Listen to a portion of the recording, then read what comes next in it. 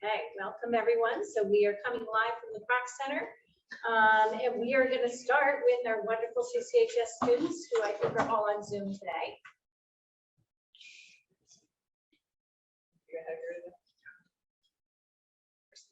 Now we might be working through some audio, Harry. Can you guys hear me now? Now we can. Thank you. Okay, perfect. So a couple of things. On Friday, Spectrum Club organized a walkout to help raise awareness for the Trans Day of Visibility. There's a picture of it down there at the bottom. And it was a really great turnout, and it was just cool to see the school community kind of getting together and getting around the issue like that.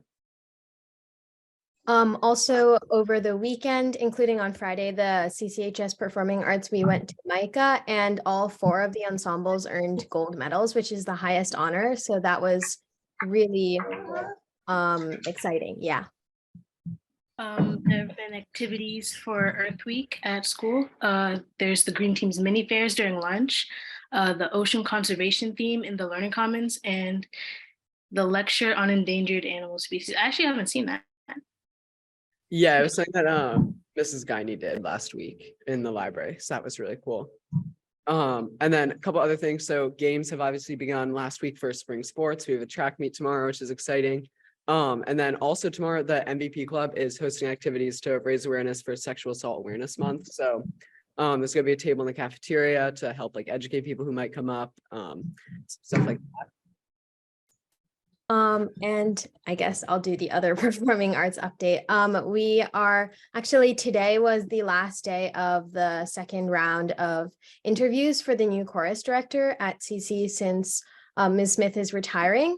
And I was actually on that committee, on the hiring committee. So that was really exciting. There were a lot of really great candidates, and I think we're choosing someone at the end of this week. So that is very exciting. And of course, the end of Q3 happened last week, I think. And, break is next week. So I think everybody's pretty excited for that. Yeah. Definitely. I'm definitely ready for break. So sports is underway, which we love. And there's a concert this weekend. Is that right? There's a MICA concert. Is that this weekend? I think MICA was last weekend. But I think they're having another concert this weekend. Oh, right. Sorry. Oh, yeah. That is the concert band is having because they got the gold medal. So they're doing the gold medal showcase this weekend. The other ensembles, like I'm in select and we can't do it just because like most people can't make it. But concert band is doing that this weekend at, I think it's 4 p.m. at Groton Hill Center. Yeah, which I think is outside. It's an outdoor venue. It's an extraordinary event. It's worth going for 2 reasons now. 1, to hear our musicians. 2, because it's probably the nicest venue anywhere in Metro West. The weather's. It's gonna be great. Yeah. Well, good luck on that. Good luck on track, Harry. Track is tomorrow. I think Unified Track is Thursday. So lots of things going on. Mm-hmm. Thank you, guys. Thank you. Sure. Thank you. Thank you. Bye. Great. So that brings us to public comment. So as usual, we'll start with public comment in the room, and then we will go to public comment on Zoom. So if you're on Zoom, you can use the raise hand feature if you would like to speak. Okay, I don't see anyone in the room. So we'll go online. And would anyone online like to speak for public comment? Okay, no public comment tonight. We're going to jump around on the agenda a little bit because we're waiting for Millie to come for her presentation. So we are going down to, unfortunately, our Boston students are in sports right now and cannot make our meeting. This meeting, just as a reminder, as a reschedule for March. So we're in between sports seasons in March, and now we're not. So we wish them luck in their sports. I think there's a game today and practice, so that's great. And we'll go down to the reading of the minutes. So we have 2 sets of minutes. We have from February 28th, we have the minutes from that meeting. And then from March 8th, that vote will just be Concord School Committee's Concord School Committee minutes. I won't do that vote. So does anyone have a motion to approve the minutes from February 28th? So moved. A second? Second. Okay, any discussion? All right, great. Thank you, Erin. All in favor? Aye. And I would entertain a motion to approve the minutes from March 8th. So moved? Oh, you can't second? Second, sorry. Second. All right. All in favor? Aye. We're just like clipping along here tonight. So on to our correspondence. I will start with the region. We had one item of correspondence in the region. It was about safety concerns at the high school in regards to the lack of cell service. And that has definitely been on our minds all year. We are continuing to meet with Verizon about the potential cell phone tower on the high school campus, but we're also looking into other ways. And so we'll just keep you posted to see how we can maybe improve communication outdoors at high school and inside the building. I should say. And then should We have no correspondence at Concord Public. Perfect. And moving on to our quarterly budget update. So you should have received this on your agenda, the 100 level, 1,000 level reports. And I am going to turn this over to Mr. Comrie. So there's two sets of reports, the 1,000 level and 100 level. 100 level is a little bit more details than 1,000 level. And those groupings are kind of standard Department of Elementary, Secondary Ed groupings, the ones that you've seen kind of in our budget process. And what I've done is in the 1,000 level, I've kind of highlighted where we stand. And if we scroll down, these are the numbers, and then down below, I put some notes on significant items to make you aware. So the one we're looking at here is the region. We typically, for instructional leadership, pull back our technology purchases.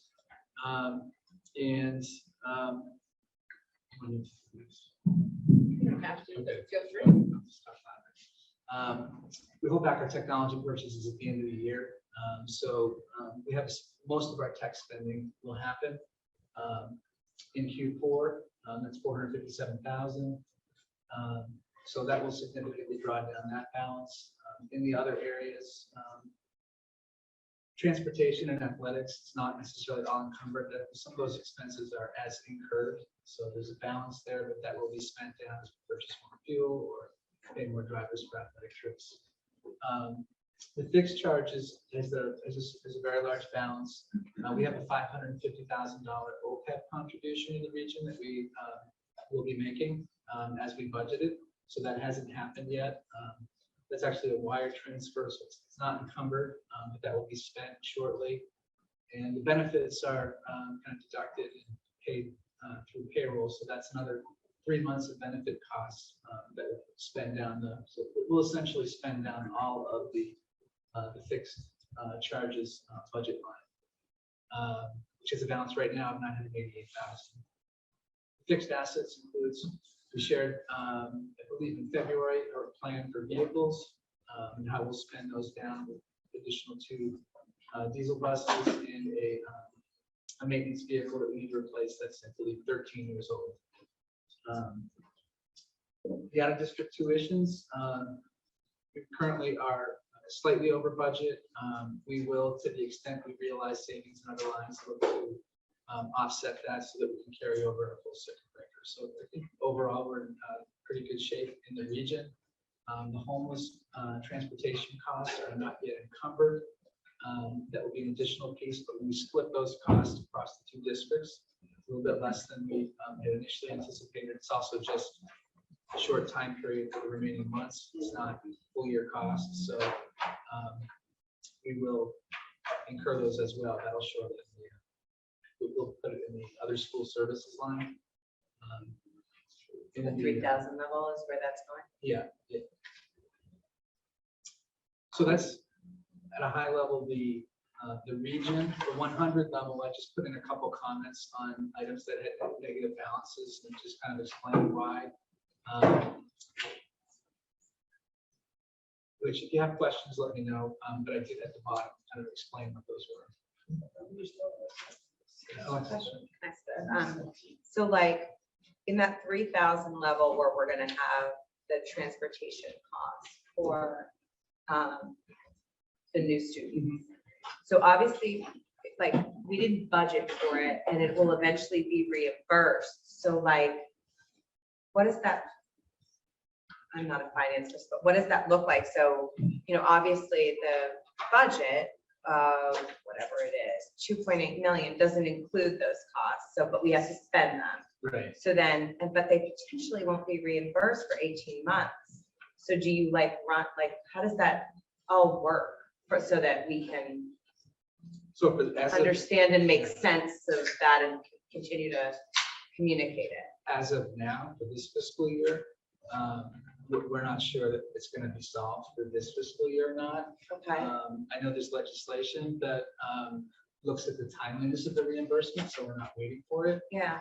What our hope is that the reimbursement comes in the same year that we pay the expenses, so we can apply it directly to it. There's So some, that would be before July 1st then? for FY24, that's our hope. And my bigger concern is 24, we have Okay. a full year of expenses. For 23, if we can apply it, we will, but I don't know that that's going to happen this year. Yeah. So then, like, does it look wonky when like you've spent it in 1 year, but it doesn't get reimbursed to the next year? Well, I don't know. I'm just, this is more like Because for it's my just like education than uncharted anything waters else. here. No, Yeah. I mean, it's sort of circuit breaker-like. Yeah. Except there isn't quite the same structure is already Right. established. That's what so. I'm like, so, it's currently not a mechanism to spend it. right. It's Okay. not, so circuit breaker, we can spend right out of the circuit breaker fund. Right now, today, the homeless reimbursement, transportation reimbursement comes and it will go to a revenue line, we can't spend it. And so that's something that we're advocating strongly that they change so that we can access it and spend it. So in the region side, what will happen is we then in theory will have extra expenses this year, will cause us to go a little bit over budget on the line. And then next year we'll have unbudgeted revenue for homeless transportation revenue, which will flow to E&D at the end of the year. So the region will be okay. On the CPS side, homeless transportation will go to revenue for the town of Concord, which we won't have access to unless Yeah, something changes. I'll just add to that a little, because Friday I was on with the legislators and DESI and DHCD. They all are aware that it going to the municipality isn't necessarily helpful to the school district. In some cases, in previous experiences, the districts have never gotten the money. I'm not Yes. saying that would happen here. Yeah. So they're actually working to try to help with the mechanisms as well, so that it's direct reimbursement to the school district. We are going to start getting per pupil for the in-district kids, and that's going to come directly to the school district, both for the region and CPS. So they're working. The transportation piece is the next big thing to figure out. And our- Thank And our last estimate was 76,000 across 2 districts, so less than we anticipated initially. Okay. But that's where we are now. Okay. Unless there's more students placed long-term. So that's the kind of view of the region. Unless there's any questions, we'll go to CPS. Well, we'll do CPS at the end. Oh, So I'm any sorry. questions? Yeah. Yeah, go ahead, Sarah. I have a question. First, substitutes, so we have a big adjustment, like in the substitute, looks like you'd adjust it down. Yeah. Does that mean that it seems like we've returned to sort of a pre-COVID norm of substitute reliance and use? So we have not encumbered, we don't encumber substitutes. If it's a long-term sub, we might, but the daily subs, we don't. That's like as it happens. Yep. I think based on what I'm seeing recently, I think we're gonna have to increase that Okay. to cover costs between now and June. Okay. So it seemed the way it was projecting early in the year that we weren't really hardly spending anything. We've had, I think, a couple teachers go out on long-term leave, and so we're long-term sub and the teachers. So I think that's we're gonna have to put some money back into that. And then I wonder if you could speak a little bit about this interplay. There are a lot of movements in like guidance counselor and psychological, and I'm just wondering, like, if savings in the 88,000 in savings in psychological, but then there's an increase about 80,000 in guidance counselors. Is it that somebody's changed positions or something? I mean, I'm curious with all the psychological needs, like how did we find savings there? The school psychologist is serving as the interim dean of students. Okay. um, So To it's a support, position so that, okay. yeah, with the principal not there, we filled that with the school psychologist. So that's the savings in the school psychologist line. Okay. Um, And then that goes into, that becomes part of the guidance line then, or the curriculum director? Their gains. I can look into the guidance line. I can send an email off the top of my head. I don't recall what that was. Yeah, it's 78,000 increase in guidance. So it looks like it looked like the guidance and psychology kind of. We did backfill the psychologist who's moved over to the dean, so that could be what it is. We'll have to track it back. Okay. Yes, yeah, there's 88,000. It probably is that, because now that you say that, we backfilled with a counselor, not a psychologist, so it could be that. Okay. And then curriculum directors, there's also a big bump in that one. $74,000. Are you in the 100s, Sarah? Yeah, the 100s. Oh, gotcha. And if you don't have it in front of you, you can certainly. Yeah, I'm sorry, I didn't have. That's okay. With what number is it? Sorry, I'm just writing it. Curriculum directors. Ours is 2110 curriculum directors. There's a $75,000 increase.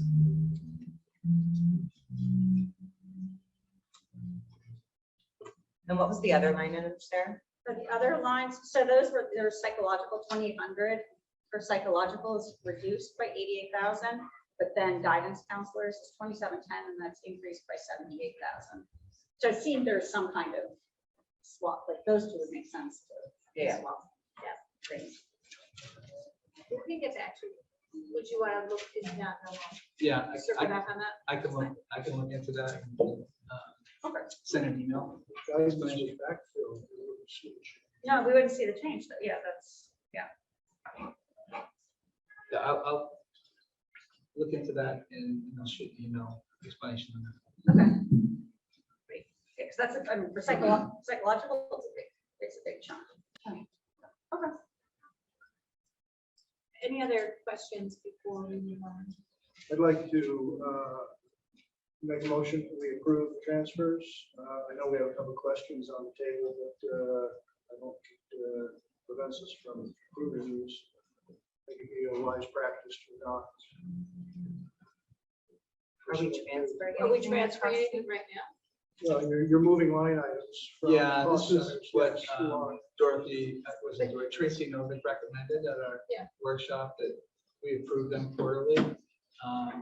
I do think if you look at the, I'm sorry, if you look at the other administration category, there's a credit. I think that somebody was classified differently in the budget process, one of the positions that moved to curriculum directors. And again, I'll put that in an email and explain why. But yeah, what Tracy had recommended is that you vote to approve the transfers at the 1,000 level 1,000. quarterly. Is the best practice. Yeah. And not Tracy Morano. Tracy Okay. Novick. From NYSC, right? So please consider it a motion To approve these. to approve the cost center transfers at the 1,000 level as presented. Second, there are, sure.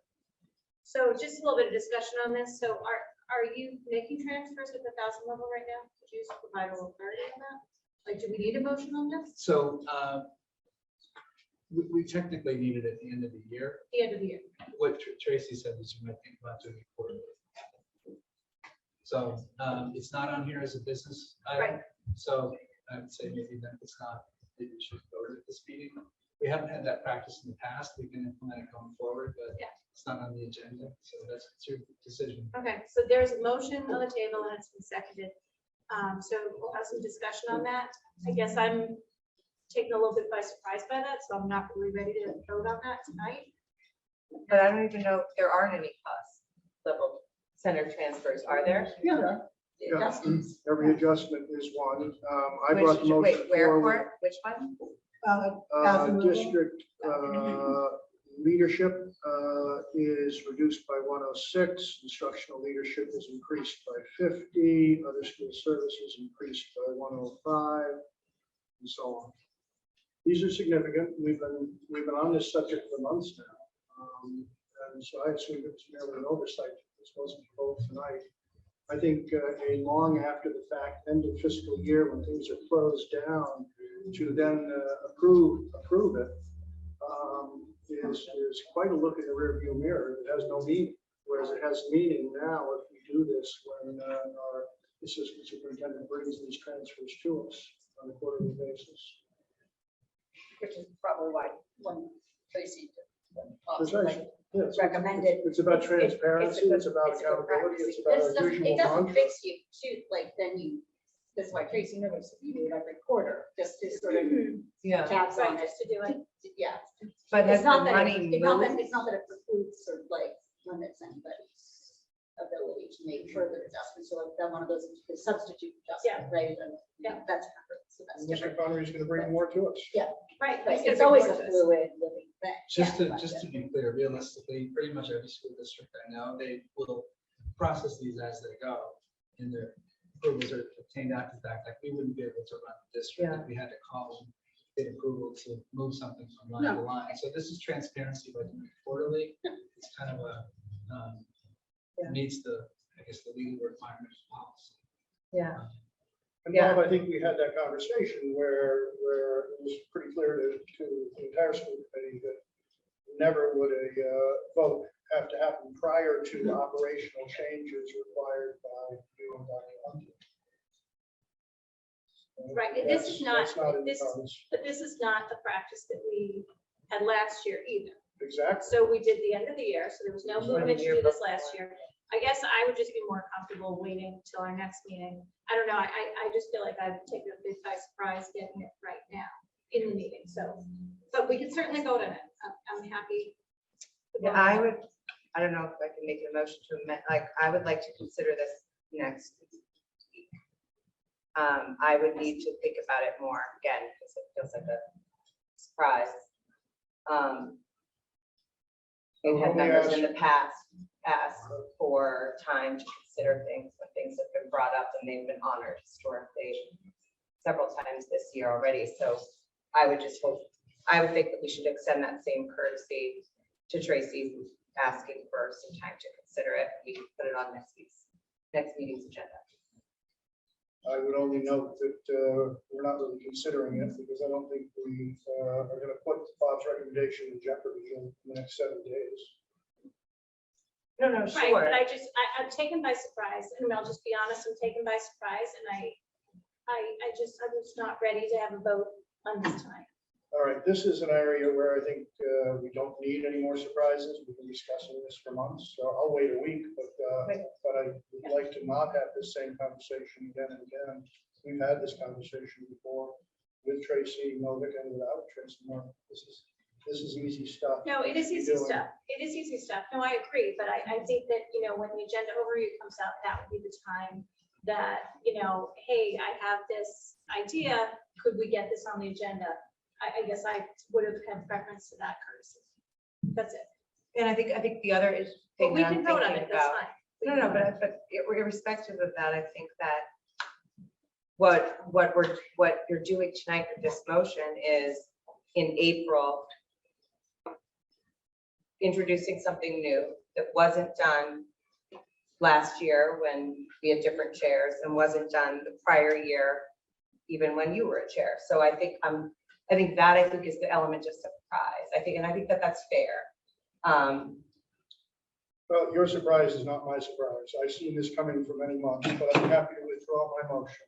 I'd like to take it up next week, and I'd like to make quarterly transfers subject to school committee approval, a matter of course, because nobody disagrees that that's the appropriate way to do it. Okay, let's do it. All right, so we'll put that on our next agenda.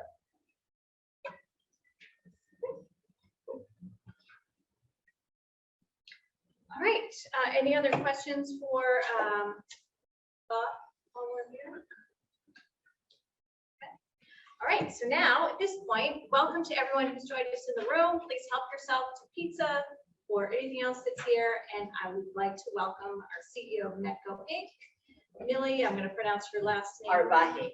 Arbaje Thomas. Yes. So come on over. And I Awesome, don't thank know you. if And you're- how- you want the mic? Yeah, But the I mic. have the mic. I'm driving your You know, I always love to be. I on the know. mic. And Where where do do you you wanna- want to see you? What do you need? That's crazy. Hi, I'm here. Hello. Can you hear me? This is spooky. Can you hear me actually? Oh, but what about the camera? Oh, they can't see It's up me. here. Hear me. She is. Okay. I just can't. Well, first of all, everybody, thank you so much for having me be here. I know we had to reschedule this during the last storm, and I was very excited to meet with you all. I just left the Bedford School Committee, and they were like, "Are you staying with us?" I go, "Sorry, Concord actually scheduled me first. I gotta go." So I just left them at the office with the whole school committee meeting over there. So it's a pleasure to be with actually this size of a group. Usually it's a smaller crowd. And that's usually the school committee, so it's really nice to have this size of representation. And I also want to acknowledge and thank all the work that you guys have been doing for those of you that have been around for the last few years. I know that there's been some significant work happening in Concord and Concord Carlisle, that your subcommittee, you had a subcommittee back in the day for DEI that now has become a real committee where everybody is coming. You are adopting policies on how to deal with bias and racial incidents so that you have a uniform way to address this across the district. I know our medical students got a bus on Saturdays. There's a room that the high schoolers were advocating for, were able to obtain. And the fact that we have 2 directors now, as opposed to back in the day, it was just Andrew with multiple hats. And now we have 3 people, doing this kind of work of integration and having that equity lens. I just wanted to commend you for this work. Often I know that there's a lot of bumpy roads in this kind of work in general in education, then particularly add integration to this, and then add the racial climate in this country to that. So all of this is difficult. But I always use you guys as an example when saying about how when people organize, when parents speak up, when students speak up, when the administration is willing to listen, when the school committee is willing to listen, how we can bring about some change. And I just wanted to at least acknowledge that and tell you how happy I am to see that work happening, because in some systems it takes a very, very long time. And the MECO program began as grassroots with the voices of parents, urban and suburban working together. And this is exactly what you guys are continuing. It's what I call the MECO 2.0 vision. Going back to the 57 years ago when we started as a program, and how do we reignite that sense of duty and commitment to really do better. So that was just like my little introduction to just say thank you for that work. So I have, Lori, first of all, how much time do I have? 15 minutes. Wow, I went from know. half an hour to 15. What do you Well, have? 20-ish, I think. They You can talk to always- the chairs It's for okay. more. They It's always okay. do this to me, that I prepare my 1 hour presentation to half an hour, then afterwards you got 15. You take what time you need. Okay. All right, and thank you to the MECO parents, Dominguez, so we've been working back a year ago in terms of getting the seats here. So it's really good to see you here, and I haven't met the other people here, but so glad to have a MECO rep involved in this. All right, so I'm going to can we do slideshow? I Oh, cannot you get it to cannot. project when I go to slideshow. Oh, So okay, if you're that's fine. okay, I'd Yeah, rather do sure. this, yeah. So I'm trying to debate because of the timing, which if I'm going to show a video or if I'm going to be speaking, but there's a video that's really, really powerful that I think I do want to show you.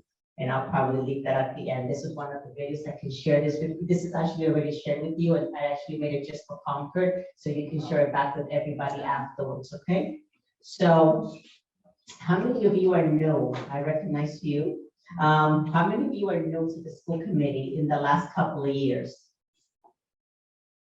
Okay, all right, very good. So that means I definitely this is going to be helpful to know some of the ins and outs about the program. All right, so I'm gonna leave you to watch this video, and if there's time at the end, you tell me there's time, and then we can go back to it by just for the sake of time. So, the MECO program, this is how the size of our MECO program right now. So this is my one-on-one presentation. I think is very important for everybody to know that a little bit about the basics. You can't be part of MECO and, be part of our only 33 communities and not understand at least some logistical information and some mission and vision and purpose.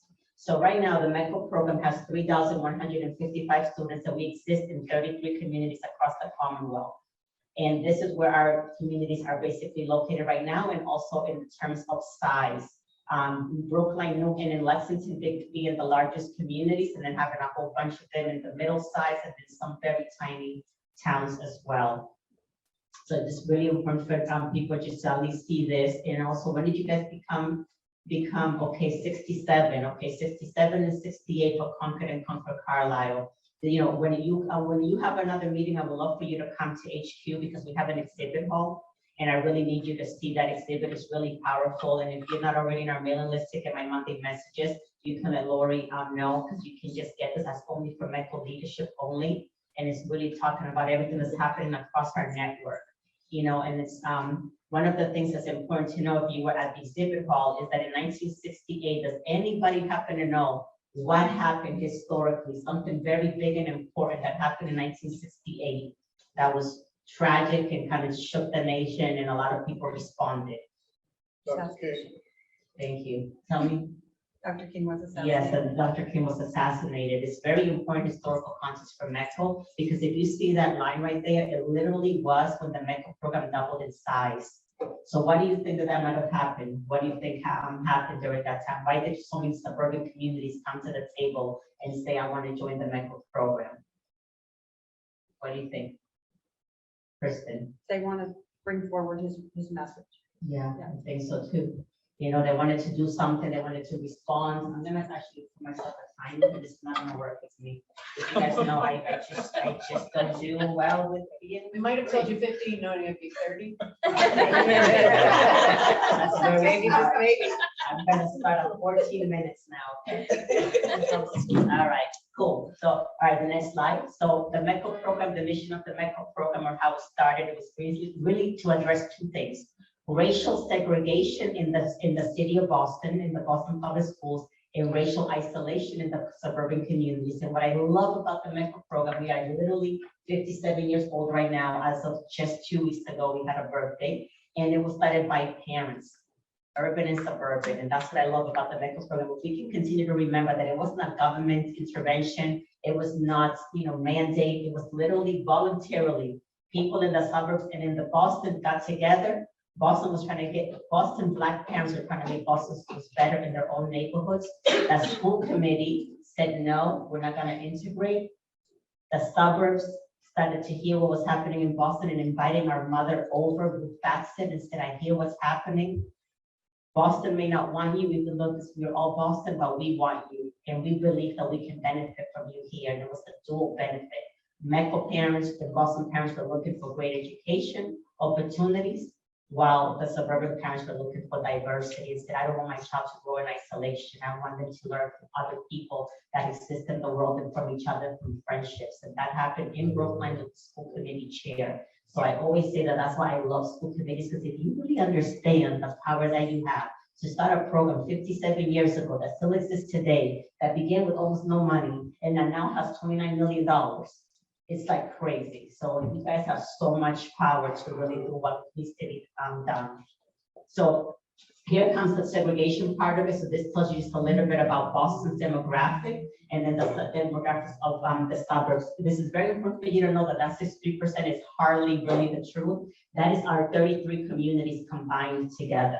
Most of them are 90% white and then a little bit of diversity, but that is as a program where we stand to kind of show that there's still a need for the MECO program and integration. And over here, it shows you, and correct me if I'm wrong with any of this, because I got this stuff from the state data and from DESI, but this is your demographic right now. So you're not as bad as the majority of the districts I'm dealing with. They're like a 90-something percent. So that's not too bad, 73%. But it's important for you to know though, what kind of a percentage is that though, because of the diversity that exists on the other colors. You don't know, is it European? Is it mostly Asian? Is it mostly Indian? What is it? I always like to say that because people have told me, well, we don't need the MECO program anymore because we're getting diverse. But remember, we have urban diversity.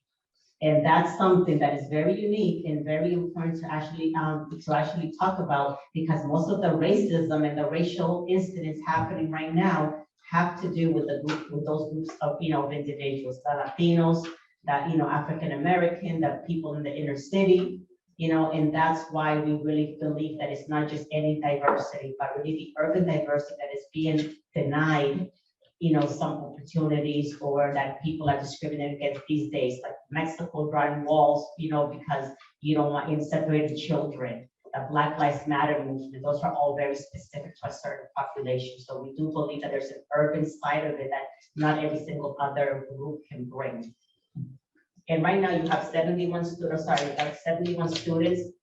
And I could be off by 1 or 2 because we're always like a little bit behind in Concord. And then the per pupil reimbursement is $8,314 per MECO student right now, bringing the total grants for Concord to $691,000. And then the one for Concord Carlisle. Maybe some people do this wrong. I think is this right? Or is it the opposite? This is right? That's The high school. Oh, that's has right. 40? Okay, I thought my staff did it the wrong way, okay. And then this is how much we get for the Concord Carlisle High School. There's something very important here that you should know. We can go to the next one. See, you get to see my blind Sorry, ones. I'm so- It's okay. It doesn't work when we. So right now, we are at $29 million, like I mentioned, and what I wanted to state here how the MECO program is funded, okay? We are under the Racial Imbalance Act of Massachusetts. There is a legal law that came out in 1965, I think it was.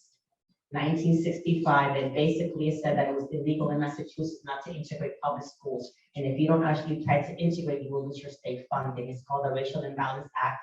And the only program that falls under that act right now is the MECO program. So we are legally backed by this law in the state of Massachusetts.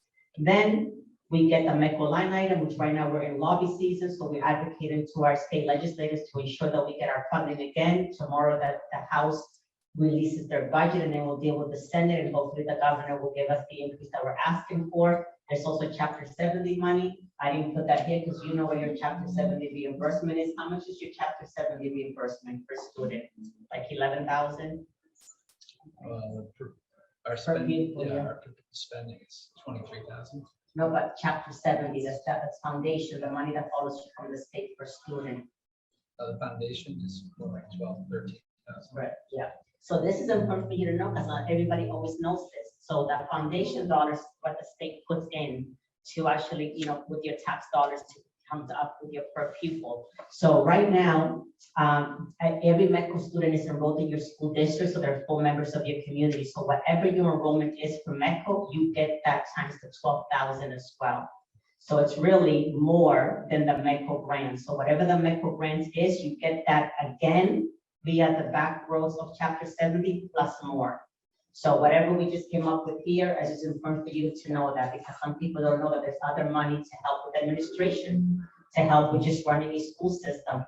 But whatever MECO students you have, you multiply that times the number of your Chapter 70 dollars, and that is how much more it brings in, which what I think is at least over $1 million for you guys. So that's how the MECO program works in terms of finances. But the other thing for you to know, we're an available seat program, marginal seat.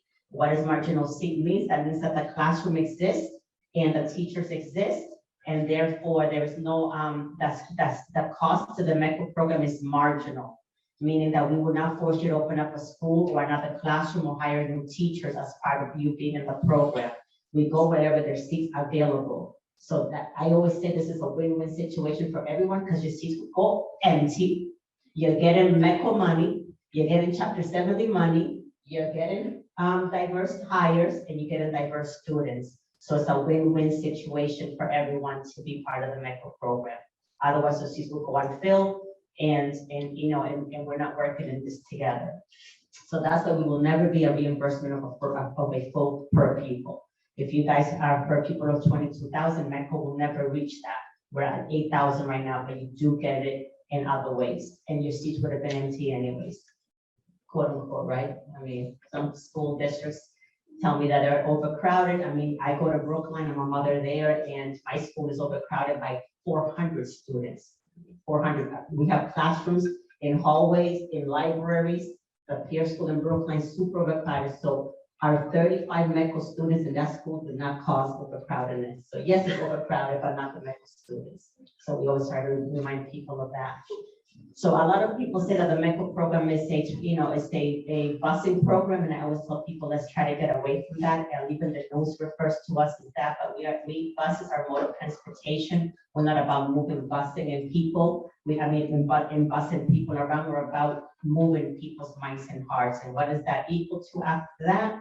Is basically that impact that we're expected to have with the MECO program is that through this participation, we are appreciating diversity, breaking down racial barriers, learning together from each other in the classroom, and preparing to be part of a global economy that is becoming more and more diverse.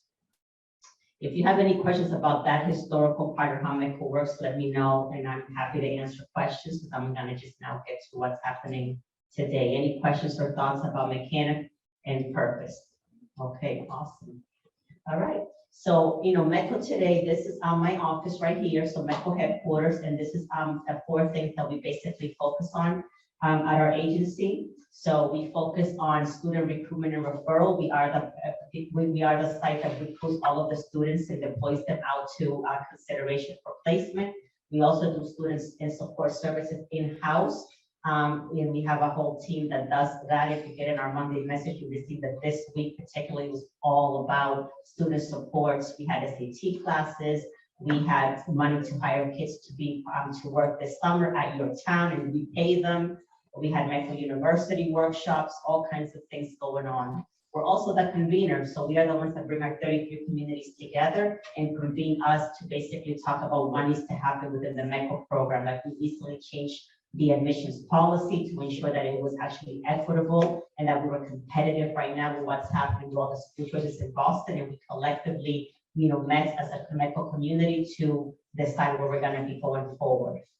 And then we also are the ones that are continuing to fulfill this promise of integration, that we are an integration program. So wherever we can do national conversations, we're part of a book with Jonathan Kozel right now that's coming out. We do seminars and webinars. We talk to legislators about this. And we want to make sure that we continue to talk about, integration and how this benefits everyone, because nobody should be educated in isolation. In terms of enrollment, just one thing that is important to note, that the MECO program, it is not income-based. I don't know if some of you might have thought that, but that happens a lot. People think it's about income. It is purposely not about income. When it began in the 60s, it was about diversification. And if we just only focus on low-income students, we are, really living up to the stereotype that every single Black and brown person is poor and uneducated, and that is not true. We have everything. We have, people doing really well, and we have people that are in, public housing, homeowners, apartments, went to college, didn't go to college, all of that. We are just trying to show a representation of all the diversity that we have in the city of Boston. And this past year, we had to do this campaign during the pandemic called #WorthTheRide. These are all of our students actually at different communities, because a lot of people were questioning whether it was worth the right to come to the MECO program because of the racial incidents happening, maybe not feeling welcomed enough. Now we have more schools here in Boston, more charter schools, new buildings, exam schools. So it's not the same thing as in the 60s when we started. So really making it feel like, our students are that district wants us there. They want to make the education experiences better, not for us, for everybody, because we all benefit from having an inclusive curriculum, diverse staff, an equity lens to become compassionate human beings in the future. And these are just a little bit of the programs that we actually have. So we basically have a summer school that we're running this summer, and it's going to be at one of our schools here in Boston, fully staffed with master's level teachers, a principal, a social worker, a nurse. And that is our way to ensure that right here in our community, when the school's not in session, we have something going on here to ensure that we are addressing any gaps. We have an after school program right now. We do SAT classes. We have a youth leadership program that meets every Wednesday. They're talking about issues of leadership development. And we have MECO University on different topics. Like recently, we just talked about IEPs with 2 lawyers. We just had the United Negro College Fund come and talk about HBCUs, historically Black colleges, and things like that, so that our families have another level of access to topics that are relevant to what they might be going through. The other thing in this next slide that I like, and I'm not gonna get into all of these explanations, but what is saying here is that this integration philosophy is going beyond just integrating our school system. These are all of the people that have reached out to us to give us free scholarship, free money, free opportunities, because they want to integrate their spaces. So basically, they want to let Island School is like a program in the Bahamas. My sister-in-law taught there. Awesome. We So visited a lot in those years. I've been trying to get them to send me there and okay the program, but it hasn't happened They yet. need your oversight. Yes, but you know, Yeah, we have 4 years already going there, and it's a full ride. It costs $15,000 to $16,000, and we send a medical student to 2 every single year. I think one year was one of your students. Yeah, what's her name? Khalees. Yeah. Yeah, so yeah, one of your students started it a couple of years ago, and she's like going on to all of info sessions recruiting people now. And Emerson College, for example, gave us a 4-year ride to college with room, board, books, and meal plan, literally. And then Other New Hampshire University, which is graduated, was not here anymore because they don't give it to me anymore, but they gave me 2 scholarships, 4 years, and 2 students already graduated with that. That's only 15 minutes. All right. So that's just examples of things that are going on. Convening communities, we actually have Metro Presents. We go to the theater here in downtown Boston, and we have a partnership with them, and we only pick shows of cultural relevance, and we basically go to the theater, and then after the theater, we meet the cast, we have hors d'oeuvres, we sometimes drink like before COVID, but we have a whole reception afterwards to bring our communities together. I don't believe in just us going to see a show and leaving. If it's not with a reception, I don't do it. And then cultural mini grants, and also Concord benefited from this a few years ago before the pandemic, where we actually paid for a show to come to you, Mr. Joy. And you guys had, so that was through HQ as well. You know, so those are a couple of things that we do to make sure that we are enhancing some of the work that's happening. And then we have our Nubian tours, which next week you all should have received it in your mailing list, but we're doing 3 tours next week. And it's during school vacation of Nubian Square in our exhibit hall. And we have a funder that gave us money because she wants us to add food at the end of the tour of any cultural ethnic group, just to make sure that people can have a time to mingle out afterwards. And that's our new space. We'd love to host you when you can have a meeting there. This is the exhibit hall where most of the school committee meetings happen there in the bottom in our conference room. And the next thing is our exhibit, our Nubian Square tour is happening next week, where you can click there to register. Integration advocacy, we are in the middle of lobby season right now, like I mentioned. So right now we're $29 million, and we're asking for $32.2 million, an increase of $2.8 million. So if you have any clout with whether you do or you don't, every voice counts. Part of the actual request is for everybody just to call their legislator, senator, and state rep, and tell them, please support MECO's full ask. And our justification why we're asking for more money this year is because we say that there's inflation, so we have to be able to align an increase to inflation, and we want to increase our anti-racism program and have money set aside to do more anti-racism work, and we want to expand the MECO program to 116 seats in 6 communities that got approved already for expansion. We will not be expanding unless the money comes in. So that is where we are with that. So you can definitely do some of that. And that's how you can help. This is our video from our advocacy day this past couple of weeks ago. 2 of the Concord High School students spoke. They were the speakers. It was amazing.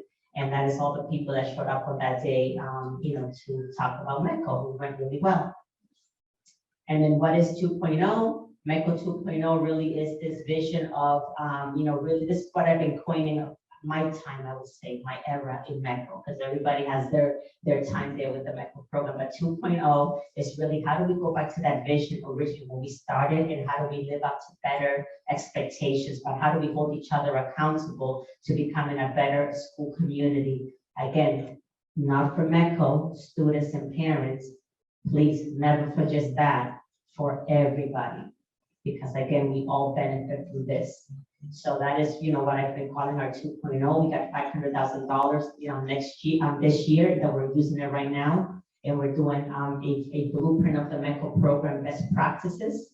We are doing a continuum of practice of how to assess yourself as a MECO community and how you're doing. And we're making that part of the MECO grant that every year you can pick an area you want to work on and that you want to, make some movement around that. And we just met with Suffolk University today to hire them to do a systemic-wide training for all of MECO around restorative justice practices.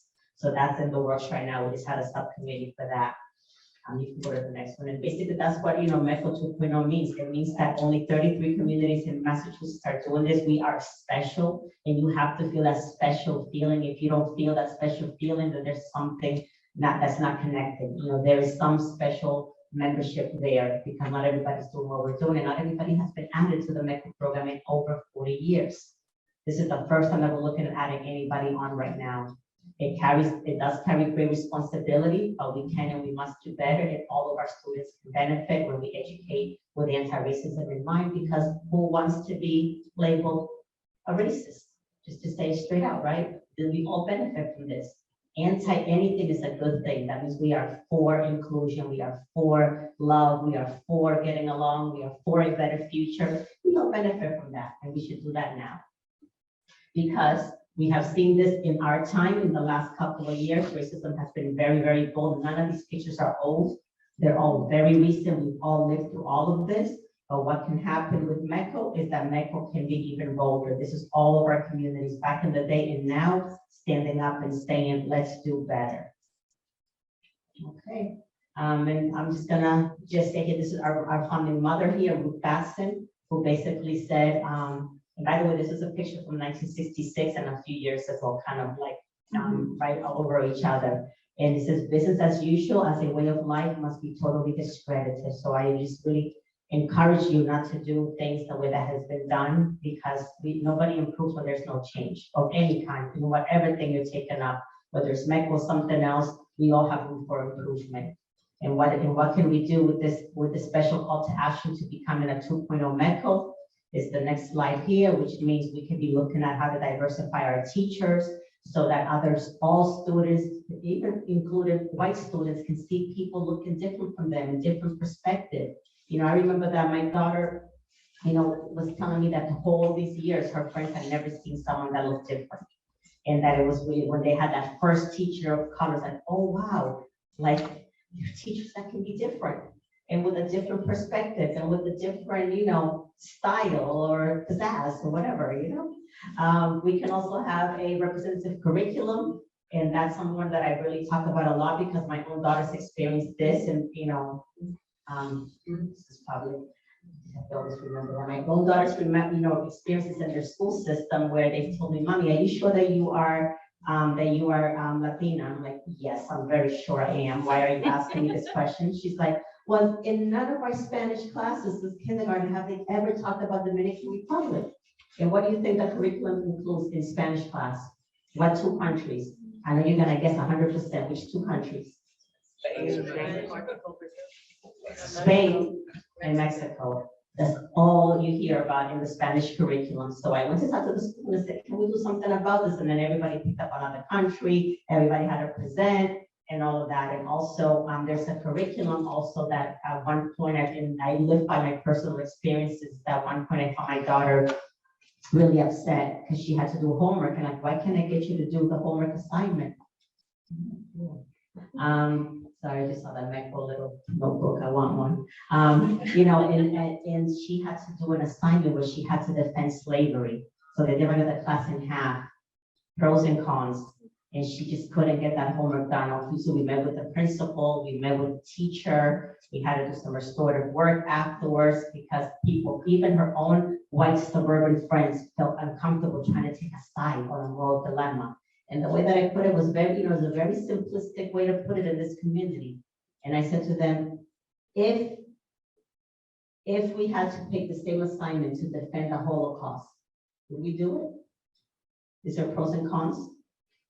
I said, so why are we doing this for slavery? And after that, everybody got it.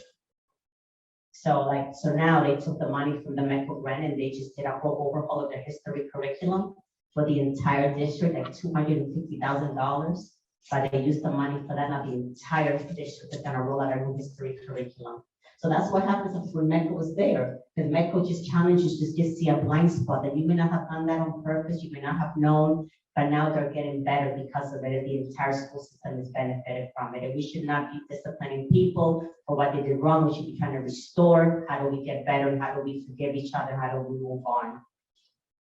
So here it just really tells you why we're working on the 2.0, the theory of change, that if we literally work that every single student in a MECO community, in a MECO district will experience an inclusive, equitable, and anti-racist education. That is our new mission for 2.0. Notice it's not saying every student in a MECO district will receive all of this by being part of it. And we're working with our parents now to elevate their voices, which has happened in Concord. We're working with our resident families to get them to be allies and supporters, to then impact those 2 arrows there, impact administration to bring about some changes, all of which we have seen parts of that here in Concord. And I think I'm at the, yeah. Show those two. And then I love ending with this, but that was a little surprise at the end. If we actually, this is, if I can just read the Ruth Batson one, or I can have somebody from the school committee chair. Okay, Alexa, come on, read this for me. I believe that integration is as much a part of education as is reading, writing, and arithmetic. We just can't live in an isolated world. I can't think of any more natural way for kids to learn that there are other people in the world than through school. Just love it. That was our founding mother back in the 60s, and we're still trying to live up to that. So, and if we do that, this is what happens with these little 2 guys that we've already previewed for a while. Like imagine if we start early on, what could happen with this kind of love and appreciation for one another.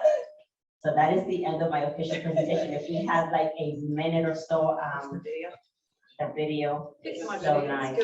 Yeah, okay, good, thank you. Love is in the air. Now, let's do that one. Actually, let me do the one that was after. Oh, you want to, oh, Yeah. sorry, yep, I see. Remember the one that we did for that? Yeah, this one. Let me see if it's gonna play. Yeah, that one. We just did this for our leadership retreat. We all met at the Gillette Stadium and we put this together to remind us. I don't know if it's gonna Sound might be. You have to turn your volume up.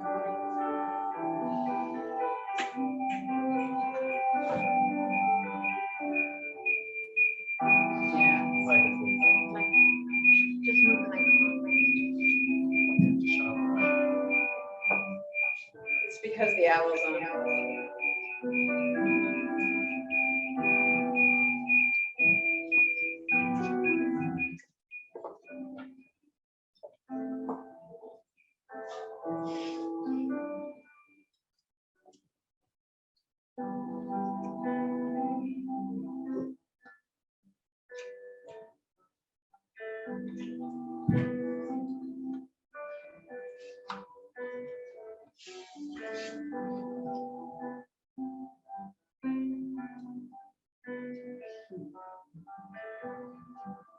It's the first meeting from line to start back home.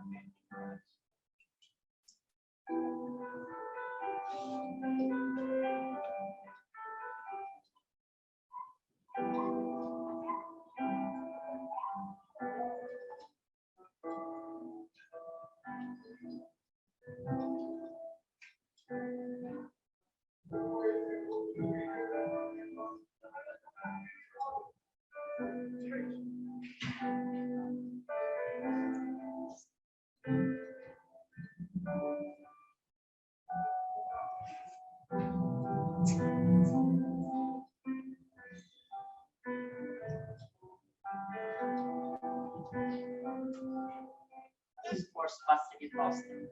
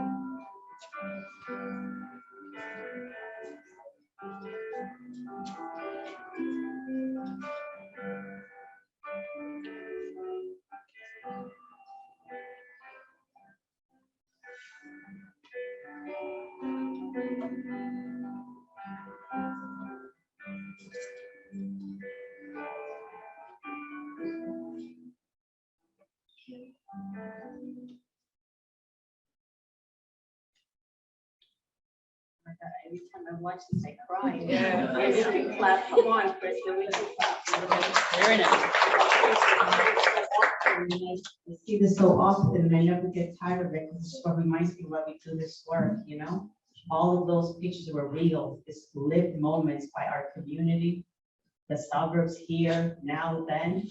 And I just look forward to the rest of the pictures that we're gonna be adding when we really feel like we can be proud of being part of Mexico now. I just kind of getting so emotional about it. Anybody have any questions? Yes. Alexa. I think too. One of the things that has been of interest to me, I've talked to, I think, the superintendent about it, the question's probably better for you. So I, as someone who attended actually this school, and I now see it's been around, the program's been around long enough that you're starting to see sort of multi-generational families putting their children, like Aisha, for example, into Metco, and some of the friends that I have kept in touch with and are still friends with, an obstacle that they continue to discuss is how to, as a second or even third generation Metco family, the selection of the schools that the kids go to. And a lot of people saying, I really want my child to enroll in Metco, but only if they, like me, went to Brookline or Concord or whatever. And is that Like literally tearing up. Yeah. I Yeah. understand. Yeah, thank you. I Thanks think we for all that. do. So continue, yes. oh yeah, just I mean, so and I know, and I don't remember who I spoke with at headquarters about it, but I asked someone and they were talking about how that is a challenging thing because you want to be, equitable for all kids, but then, people do have kind of allegiance for the school they went to, or nostalgia, or in very pragmatic sense, they have friends that then live there, and it's like, well, if not that Aisha and I weren't friends in high school, I think she's younger than me. Anyway, but it was like, oh, I want to be able to call my friend who I went to high school with to be able to pick up my kid in case they missed the bus or that kind of thing. So I wonder as Metco moves forward and becomes sort of this multi-generational program, how you guys sort of think about that and address that. So Alexa, when did you ask that question? How long ago? This It fall. was, This or was it fall. last spring? Oh, it might have been Last last spring. I don't know. Last spring. I think it No, yeah, was. so I know I have the perfect answer to that, which is we've changed this since then. Yeah. We actually spend the entire spring and summer meeting with superintendents and medical directors of the Department of Education. And this past fall, we adopted a new policy. So our medical policy has just recently changed. And basically it allows you to choose up to 3 communities that you want to attend. And that's where pilot, this is the first year that we're doing this. So you get to pick 3 choices. And if you're an alumni, if you have a relationship with a medical director that you really, feel that they're gonna take care of you, if you work nearby, all of those things are now taken into account. So that is 100% of our movement as part of this 2.0. We've been changing whatever we can to make sure that it's equitable even for our families. Like, we have to have school choice. We've never had that in all of MEC's 57-year history.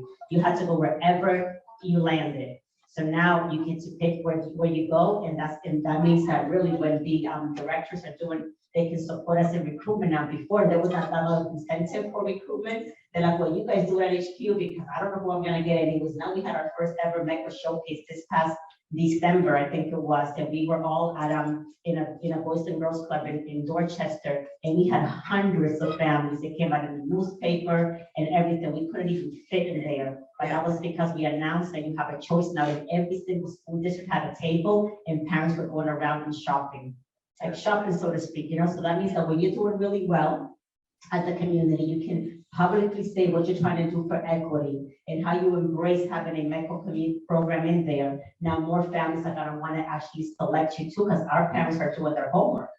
You know, so the more that you're doing to move ahead, the more enticing you are now that there is choice. So when you figure out that there's not that many people in your queue for Concord Carlisle, that's a problem. And we gotta go look and figure out what's going on. But now your directors can help with that, your alumni can help with that. And we're actually trying to implement something that we haven't done before, which is bus tours. As you've selected where you want to go, we actually want to implement this summer bus tours. And literally, like, meet at HQ, we're gonna take you to the North Shore, we're gonna take you to the South Shore, we're gonna go to these 3 schools, and when we come in and out, it's like an open house. Come in, you know, and receive the families, welcome, and talk about a little bit about what they have to look forward to, show you all your campuses, and then keep going, and then that would entice people to then, you know, probably select you as well. So that is the new process now. Any other questions? I think it was, yes. Just a comment. When you finished the first presentation, I thought it was pretty powerful. You talked about bold and bolder. Yeah. And speaking for myself, maybe for my colleagues, I think we all need help being bolder. The change you just referred to is a real call to action to be bolder. Because it means we have more opportunity to be more assertive about trying to present Concord and Concord Carlisle as a really attractive place to be. Yeah, and you know, in addition to that, thank you for noticing that and saying that, because you know, we believe that you're a MECO community. You should just don't be afraid to say why you're part of the MECO program. And if you truly don't want to be part of it, I have 11 other communities waiting. You know, so like, let's talk about this, you know, and how do we all benefit? It has to be a benefit for everyone, that our community is embracing everything that it's doing in terms of inclusion in all aspects, not just race, but everything else that, you know, that's going on. And imagine also, I've heard a lot of teachers tell me in the past, and a lot of superintendents have actually told me that, like, you know why I took this job is because it's a MECO community. So that's also attractive for not just to the families, but to, like, I've talked to people and teachers and people that live in the suburbs who told me, I decided to move here because MECO was here. I've heard that. Thank you for that comment. Yes, Anisha.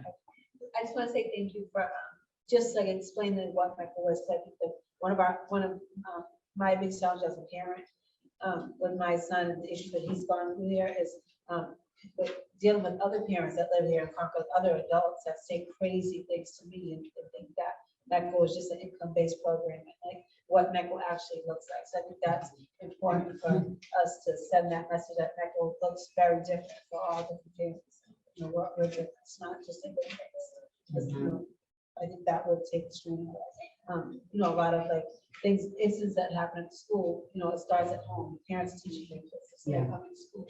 You know, we treat it at home. So I think it's important to send that message that it looks different. You know, one of the things that I would love every single MECO community to happen when we do this continuum of practice that we're developing right now, it's going to be the first ever written document about what an ideal MECO community looks like in different levels. One of the things is that every single community that's MECO should have a one-on-one for their entire community. Like, I can do this for you guys just on Zoom. You know what I mean? Like, I've been trying to like figure out how do we then, you know, deploy this information out at all levels, you know, starting with you guys, but then how do we do a professional MECO? That's why I created the MECO University idea. Any topic, in person or virtual, our 33 communities can join. Let's talk about what, you know, what MECO is doing. How can you be part of the solution? And you notice when I showed you the theory of change, it did not exclude the suburban parents and students. If they're not part of this equation and they're not learning with us and growing with us, then we're missing the mark. because it's really about transforming that whole district, you know, through a school-based model. And that's what we're talking to Suffolk University about right now, is literally that thing that we're doing right now, just so you know, it's not just training. We said we don't want to pay for training for people just to come and do that and leave. We're looking at a 3 to 5 year approach to systemically implement restorative justice at the district-wide level. So it includes like year one of getting what we call early adopters to really believe in this, then a tier one training on just, you know, the basic foundational work, and having a leadership development that would include school committee members, principals and superintendents and their cabinet to also adopt this way of thinking. And then in year 3 and 4, all the schools roll it out.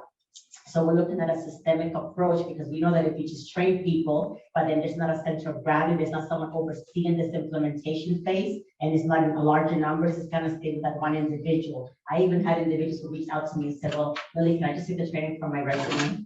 I'm like, oh God, you're just missing the point. I'm not gonna send people just to update a resume and make the resume look good. If you don't have some leader behind you, you know, even if you start at one school at a time, that's also a model.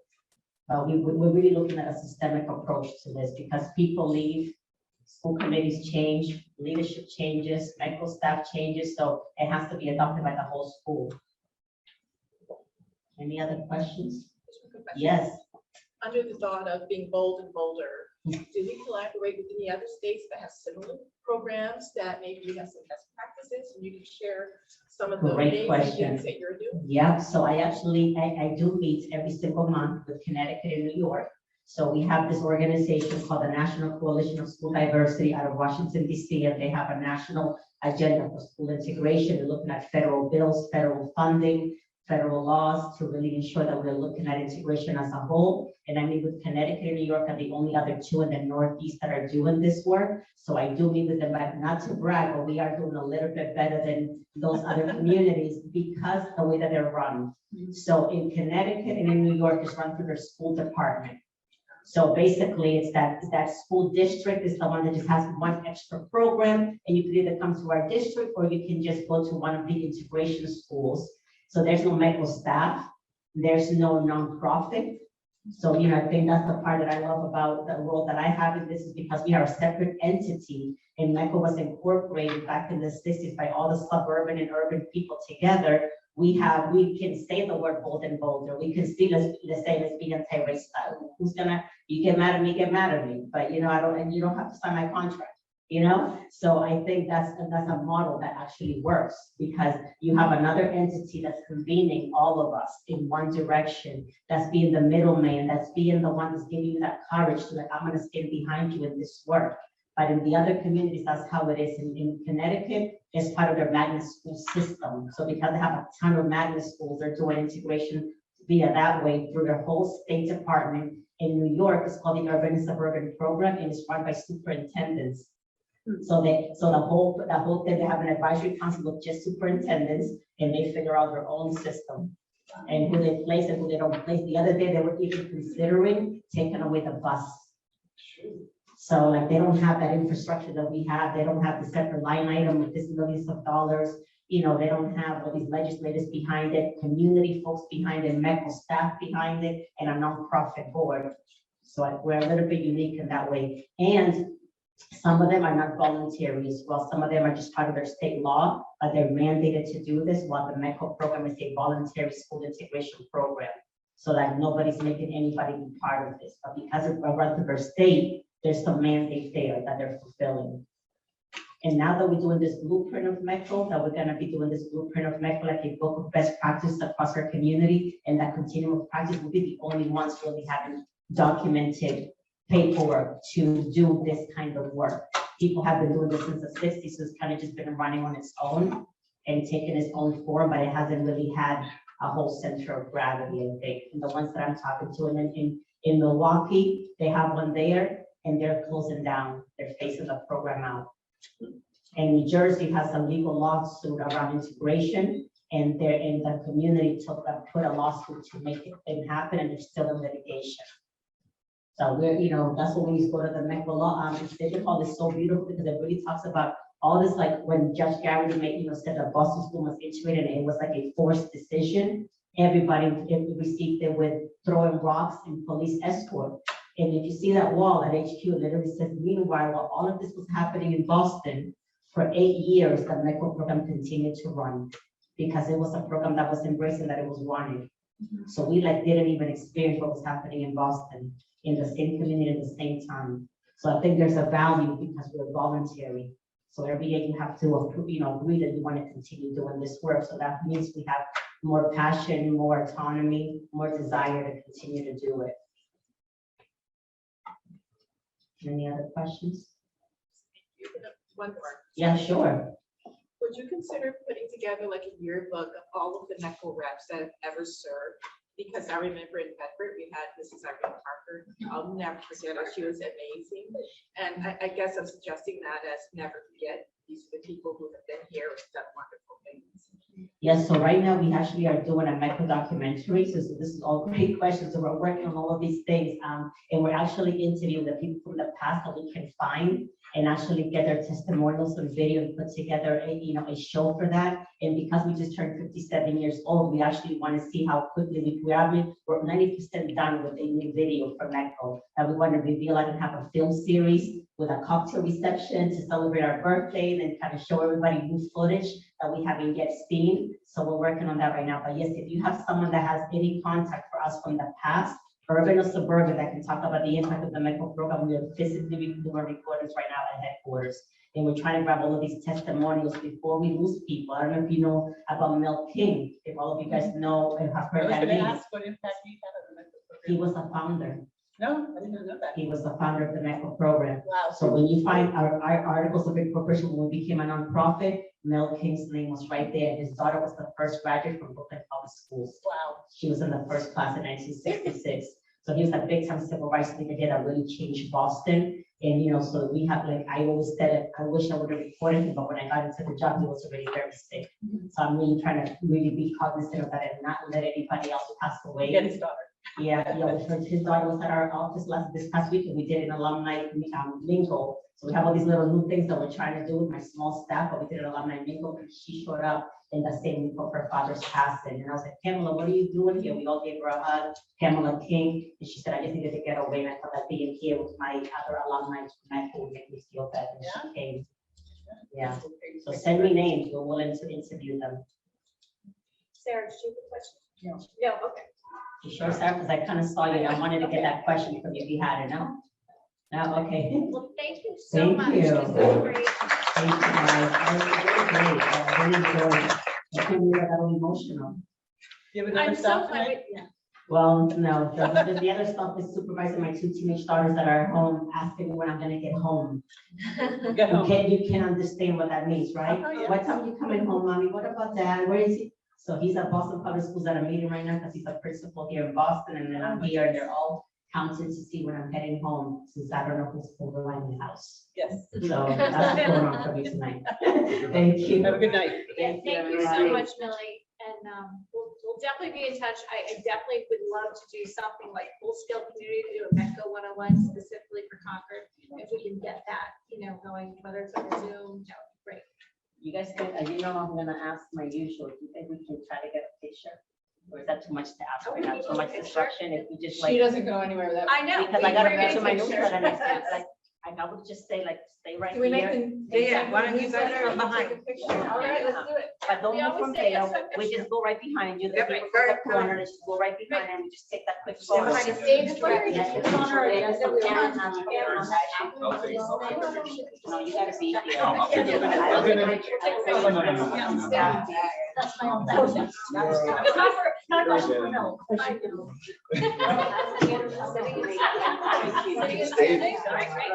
Come on, you gotta show that we're here. Anybody, seriously. So just, those of you that were. Just stay right there. That's great. No, we can't. I gotta update my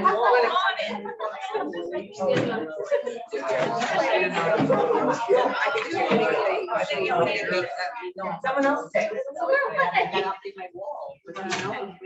Can you get us? Can you get us? You got the whole it? group in? You might have to stand on a chair. Oh, it's perfect. Is that new wide angle lens in the iPhone? Yeah, 25. All right. You gotta move it a little closer. Get a little closer. Get a little closer. They don't look at honey. Come on, you're on the tall side. They don't see you. All right. Beautiful. 1, 2, 3. Take a couple.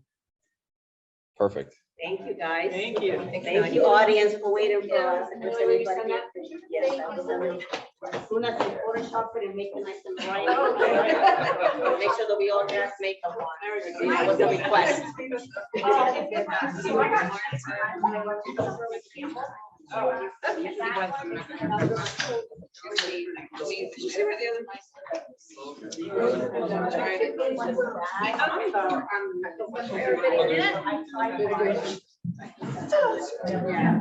Five slides. All right, we're gonna continue with our meeting, just because we are on a strict time schedule over here. So now I wanted to pressure Millie into staying for this part, but you know. No, I I'm gonna realize you have to try. get I'm home. You have, you know, we're totally fine. No, but I'm Deb- waiting for my husband to pick me up anyways. I'm just lying to my teenagers. So our two MECO directors, Deb Jemison and Felicia Paisley, are with us to give us their presentation. Now, some of us have previously, I think Sharon and I and Lori and Kristen saw this at Andrew's CEIB Strategic Steering Committee, and it is awesome. So this is well worth it. I don't think we've ever seen, well, we've seen similar things, but just to really see the work that's gone on over the past year, just in one spot was super powerful for me. So I hope you guys will enjoy. Sure. Thank you for that. My name is Felicia Paisley. I am the MECO director for Concord Public Schools. I'm Deborah Jimson. I'm the MECO director for Concord Carlisle Regional High School. Millie was able to provide us the historic background and some of the more macro things. So Deb and I are just kind of going to go through some of the things that we're doing in the district and try not to take as much time. We'll try to keep it short and sweet. So here are a bunch of the affiliations that Deb and I are both involved with, some of the work that we're doing in district as well as with Millie and the MECO Inc. staff. One thing, and obviously everyone can read that, but one thing that I want to just point out is our restorative justice committees and practices. Today, Deb and I both attended some talks about that with MECO Inc. and how to incorporate that district-wide, and I was able to brag that Concord has already started that work and thinking about that, how we're going to implement restorative practices into our district.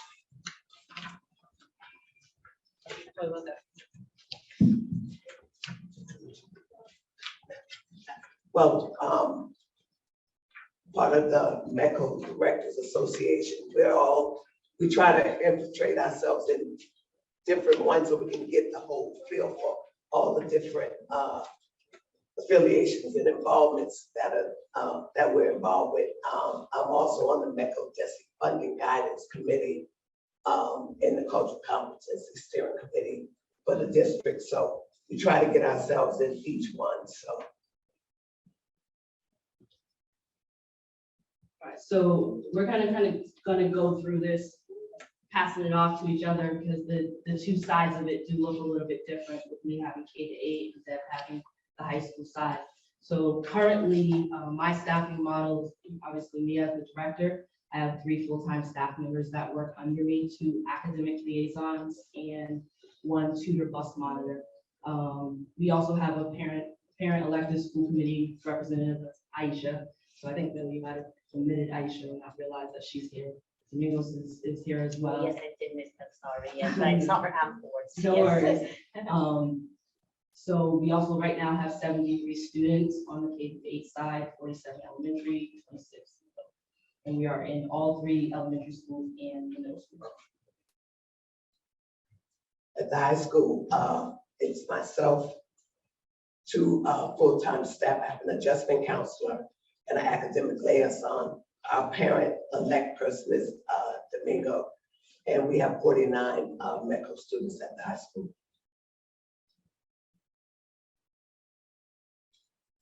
the tutor, bus monitor, staff roles. You want to talk a little bit about that? Because we have a bus, but we don't have a monitor on the bus.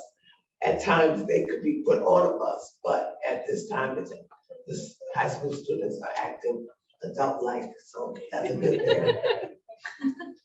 So yeah, so on the CPS side, I have tutors who are supporting classrooms. They pull students for small groups as well as the academic liaisons. And there's overall support for, in this particular case, Alcott, and they are also our primary bus monitors. Right now I have one, but she's our primary bus monitor on that side. The adjustment counselor is at the high school. And what me and Felicia also did is have her go and inundate herself into the middle schools for the rising 8th graders that are getting ready to come up to the middle school. She does some individual counseling. She runs groups at the high school. So this has been going on since the end of September for the adjustment counselor. And the academic liaison, we both have one at the high school, and I think they're looking for one, but my academic liaison is in all the classrooms, and most of them, I was an academic liaison. So I was in a lot of classes. I worked with the teachers, the parents, to try to make sure that medical students are well taken care of. So yeah, so we have a few open positions that we will fill as soon as possible. But on the, you can go forward. On the academic overview, really kind of the nuts and bolts of it. Right now, currently on my elementary school side, we have the majority of our students are on benchmark, which is another way of saying on grade level when it comes to their ELA reading and writing. We have about 40% of our students receiving RTI support, which is response to intervention. It's a very methodical way of making sure that students receive the supports that they need. And we have 38% who are already enrolled in special education services. Really, really excited to say that in our second trimester just now that passed, we have 62% of our students in the middle school side are honor roll students, one of which is a straight A student. We call it the principal's list. Within that, we have 83% of our students in our 6th grade class is receiving a B or better in the core classes, 55 in 7th grade, 63 in 8th grade. We have about 54 of our students require additional support from our academic liaison, Chris Skinner over at the middle school, and about 50% of our students are enrolled in RTI supports, and 46% are receiving special ed services.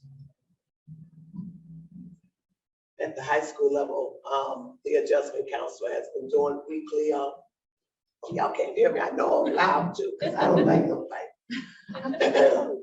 The adjustment counselor at the high school does lunch groups, as I said before, and it's been happening since October.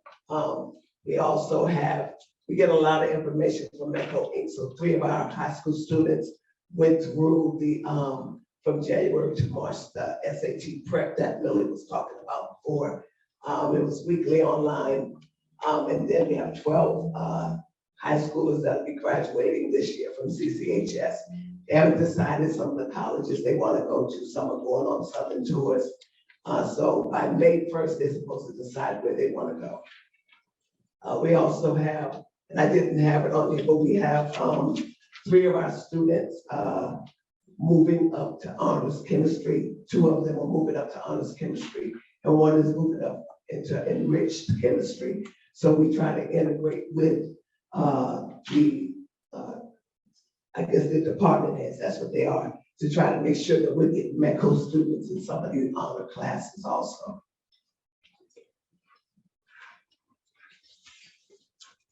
Right, so one of, like Millie mentioned, one of the major reasons why we're out here, not only with the academic side, but also making sure that our students are engaged in everything that Concord has to offer. So right now, our students at the elementary school level are participating in most of the PTG ran events.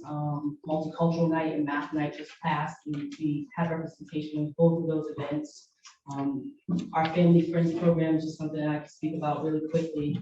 is, something that we're revamping, but it gives our students the opportunity to partner with Concord families and Concord peers and have play dates or go on different activities, different events. Tomorrow, they're actually going to a trampoline park, which kind of makes me nervous, but they love it. So just being able to incorporate, the students working together and having recreational time together.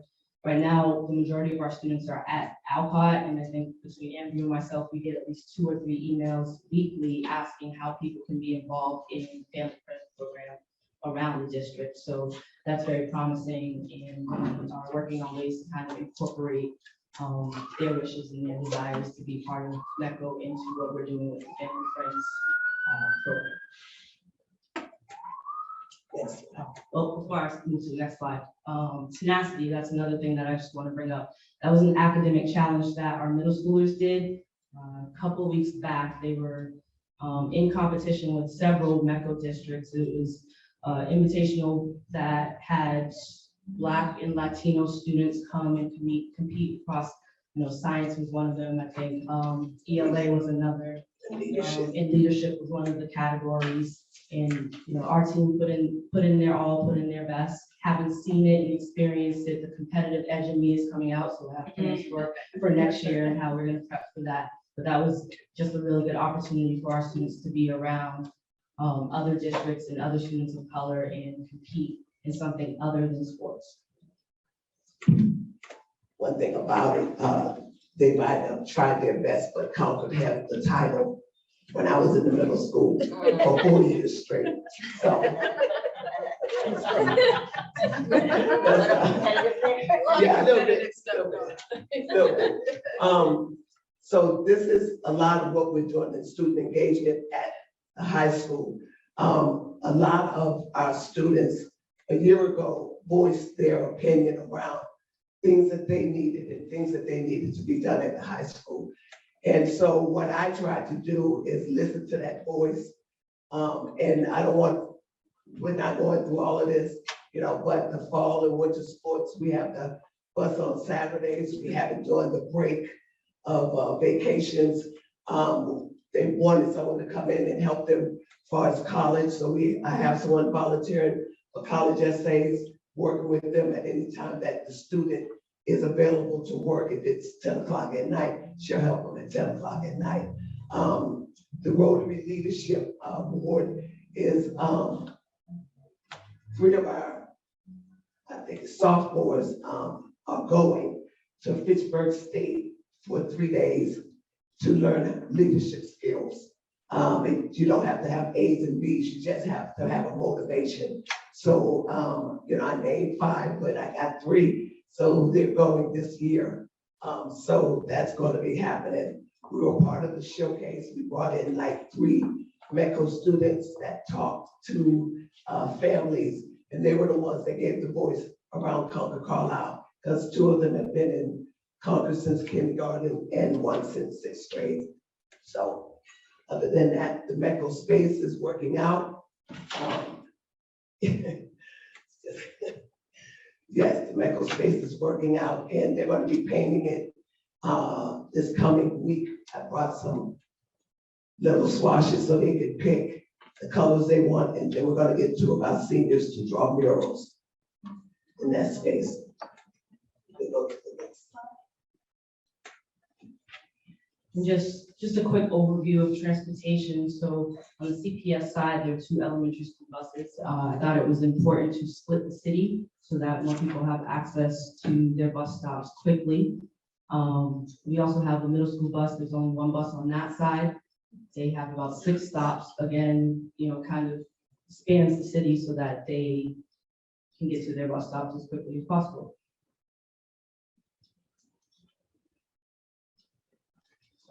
No worries. Right now, our elementary school buses, and that's what I can just speak on it really quickly. Our elementary school buses are monitored unless there's a major emergency, but those don't happen very often at all. But there's a morning and afternoon monitor on both bus. At the CMS side, currently we are still searching for a bus monitor, but those buses are covered in our afternoon runs. The kids are actually awake and up and have a lot to say about their school days. They usually sleep on the mornings, on the morning commute, so that makes it a little bit easier for middle school age. And we also provide a late bus, a 4:30 late bus that students have access to. One last thing about the elementary school, my chess player over here reminds me, we give our elementary school students access to the middle school bus on commute in so that they can do their before school activities like chess club. And at the high school. Sorry. At the high school, we have two buses, one that does 6 stops in the AM, and the second bus does 10 stops in the AM. There's one bus in the afternoon that covers 15 stops in the PM. A lot of our students are at sports and after school activities and clubs. We also have students that can get on the 4:15 bus. That's the middle school bus, if they just want to stay after for a teacher or something like that. Sorry, my computer's getting a little finicky after all the Zoom. So it wants us to see the pictures instead of your text, and I'm not sure why, but yeah, it's pulling a picture up instead. All right, so here's just a quick, I want to say brain dump of things that I'm looking forward to getting rolling either the end of this year or, kind of trickling into next year. Having this be year one, I came in really lofty goals that I needed to slow down just a little bit. You're able to do many things, but these are some of the things that I want to get in place for next year. Right now, we are currently in our enrollment process. We've opened that up kindergarten to 5th grade, and we still also have a sibling preference. So if there are siblings in other grades that have applied or are in our school now, and they have a sibling in other grades, their parents can apply and have them come to Concord if we have space. But right now, our recruitment process includes K-8, and we have a good handful of new families starting next year. One thing that, as the school year went along, we realized that was really important was to connect our PTGs. We have a MECO PTG who is working really hard to help students and families feel part of Concord and the community and supporting them through how to do that and how to navigate the system. We also have school-based PTGs, and it just makes sense for them to be able to work together. One thing, and I won't go down to the rest, that I'm really excited about is starting this summer with our new families coming in, we are going to pair them with a veteran MECO family as well as a Concord family so that they have resources on both sides to help support their transition into the new school district. Well, my turn. One thing that I'm doing, around the HBCUs is working with the guidance department to get more resident Concord and Carlisle students. A lot of times they're forgotten and they have they think everything is from MECO. But, I try to engulf everybody in the process, keeping my students first. But at the same time, when I see them working hard and doing things, I think it's just as important in talking to the guidance head. We're going to be meeting together to see what we can do as far as bringing other things in to help Concord and Carlisle students. We have a strong MECO ambassador relationship with the administration. I have 2 leaders from each grade that bring their concerns or anything happening in school to the administration, and we discuss it and talk about it. Where this year, far as Black History Month, we had it on the TVs inside of the Common Center. I don't know all the lingo, but we also had teachers that had different things running in their classrooms. The science department put up a complete barrage of all Black scientists and different people that made a difference in a lot of lives, which were the majority in the world these days. It was Black people that founded a lot of things and did a lot of things. So we're just looking to try to continue to work on, academics, keep raising the bar for that, because sometimes, if the students get there too early and can't meet with their teachers, I have tutors that are set up, whatever it takes to get them what they need. I'm outreaching, I send it to them, I send it to their parents, so they'll know that we're really trying to do things to make sure that they can lift the bar for themselves. That's it. Any questions? Carrie? I have a couple questions. Thank you so much. This was really helpful. And thanks for everything that you're doing. I was particularly blown away by the student engagement slide for both K to 8 and also the high school. It's I didn't know a lot about that. I didn't know a lot about those activities, and that's really exciting to see. So thanks for sharing that. I had a couple of questions. One was on the K through 5 in particular ELA scores. I'm wondering how many of the students in 5th grade in particular, how many started in kindergarten? Have all of those students been with us since kindergarten, or the vast majority, or what does that look like?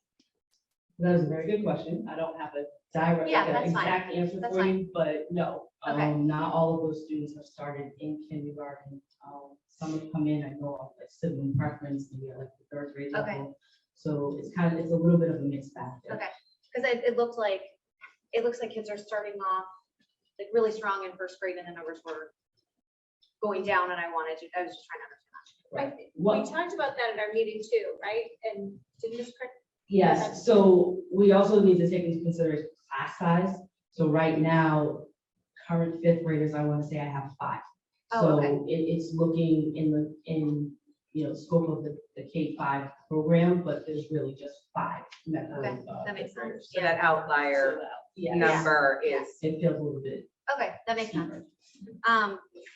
My other question is, when you were talking about recruitment for next year, I was wondering if you could expand on that a little bit. We've talked about or Dr. Hunter has said that she's looking to the ambitious goal of 10 students per grade, K through 5. Can you just speak to where you are with that? And are there ways that the school committee, the community, others can help in that effort? Reach that. Yeah, sure. We are actually in a really good position. Okay. I had an enrollment meeting today. So for the most part, like right now, I think I might want to say I have like 5 kindergarten spaces open to bring us to, actually, we shot for 12 kindergartners. And I want to say in 4th grade, I have 1, 2nd grade, I have 1 seat open. So we're filling up very, very quickly. And I think, to Millie's point, she's still here, but being able to choose your district or, list 3 districts has made a major difference. I'm a Lexington alum, so it is a little weird to go out and recruit for Concord. But at the same time, I understand now, but we have been able to pull families in. The showcase that we did a couple months ago was huge, with a lot of families coming over to the table and just inquiring about what's going on at Concord and kind of being really curious about some of the engagement and academic scores that we're pushing out. And then Go right ahead. Yep. You're in a row. the family and friends program, you said that you get a lot of inquiries about that. I feel like this is a great opportunity to just kind of share what people can do if they're reaching out to you. What is that? What is your response to that? How can people get involved in the family? So we are, and I say we, myself and the elementary team are looking at ways to actually make that program function a lot better, a lot smoother. So we're thinking of revamping it going into next year. There are several families around the Concord community who have reached out and how can we be involved? I have a student at Thoreau who, doesn't have any medical students in their class, but how can we be a part of this? And I had a lady reach out and was like, my kid will be in kindergarten in 2 years, but I want to be a part of this. So there are a lot of people, in the community who are looking just to support and be there. So I don't really have an exact answer for you right now. I know one of my major goals is to make sure that every Metco family has an identified Concord family that they can connect with, rely on, and just help them navigate. So that is step 1. We're getting together with the PTGs because they're heavily involved as well. and just kind of making sure that representation is there in the PCG. We're able to kind of speak on what we need, and then also kind of figure out ways to pull in all of these supporters and not like push them away. I mean, it's kind of hard if you don't have a kid in school to make you a family friend in the traditional sense, but that doesn't mean that you can't support the program in some way. Did that answer your question? Yeah, thank you. I think my last comment, sorry. It's okay. That Deb, something that Deb said, which is whatever it takes to get them what they need. I just feel like that really came through in this presentation. So thank you for everything you're doing. And please let us know how we can support you. Absolutely. Any other questions first? Yep, Sarah. Are we, sort of following up on Carrie's, are we also recruiting at the high school right now, or where? No. So we're recruiting for Concord, which means, you know, the cohorts will move through the high school. The older you get, kind of the trickier the transition is, especially when you get to the high school age. We're very close to graduation. So the need to kind of fill whatever gaps need to be filled to make sure students are on grade level.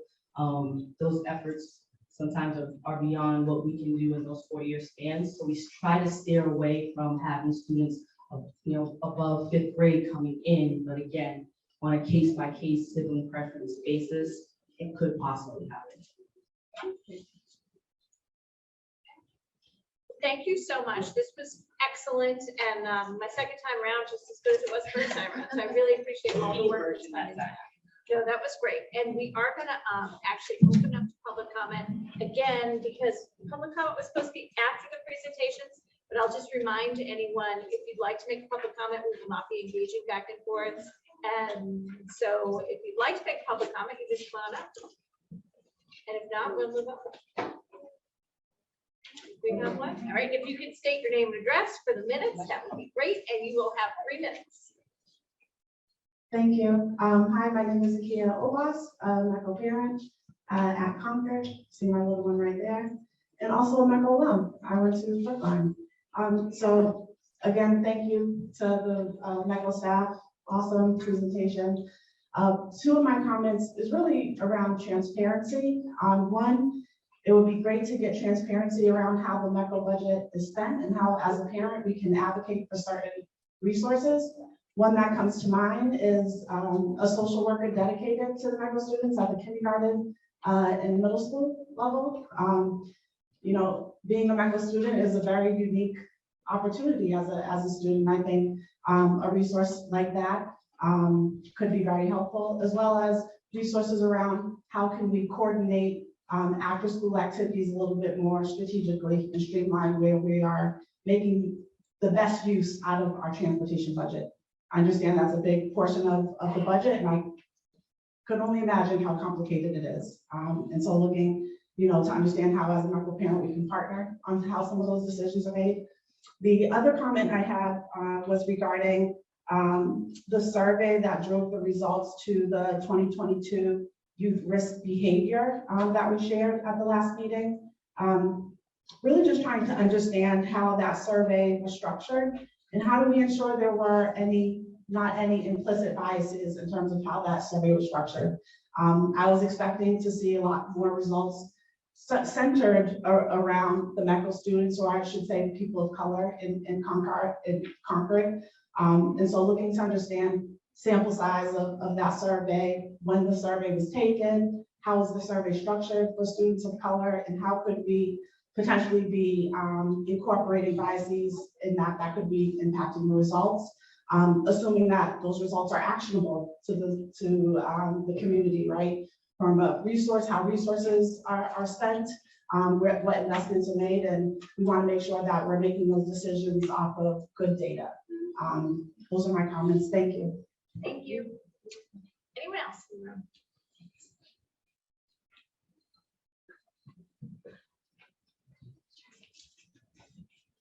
Erin Fife, 174 Hill Street, Concord.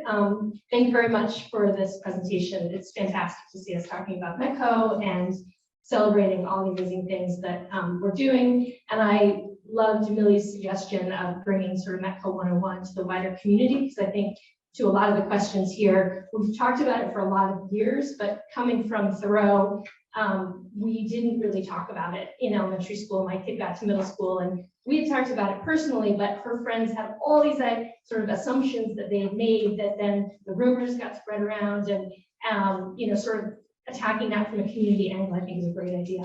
I also would echo Akia's questions about the budget too, because I think there's a distinction between sort of the METCO budget and the DEI work that we do, and how I'm curious to know sort of whether those two budgets are combined or how we separate out the needs of the METCO students versus the work, the great work that we're doing, DEI focus that obviously supports METCO students, but also supports all of Concord and Concord Carlisle students, and understanding sort of where we can support, sort of increasing what budgets we need to support and to address both METCO student concerns and our continuing work with DEI. Thank you. Thank you. All right, anyone else? And anyone online? You can just use the raise hand feature. Yes. Elizabeth. Oh, I think. Hi, yes, I'm good now. Yes. Oh, it's loud. Yes, I'm Elizabeth Frank, 1283 Oak Street, Concord. Sorry, is there feedback? Yeah, it's our hybrid issue here. I think you have to, I think somebody has to mute themselves and only one person be unmuted, I think is what it's supposed to do. Then My Lori, laptop. turn yours up. It's just yours. It's because the owl's on again. We have an echo. I really apologize. If you'd like to email your comments, you can just email the Concord Carlisle School Committee and we will certainly look at your comments and we Sure. will give. It sounds good. Or is it better now? No, I'm muted. It's not better. Okay, that sounds good. Now I can't hear anyone.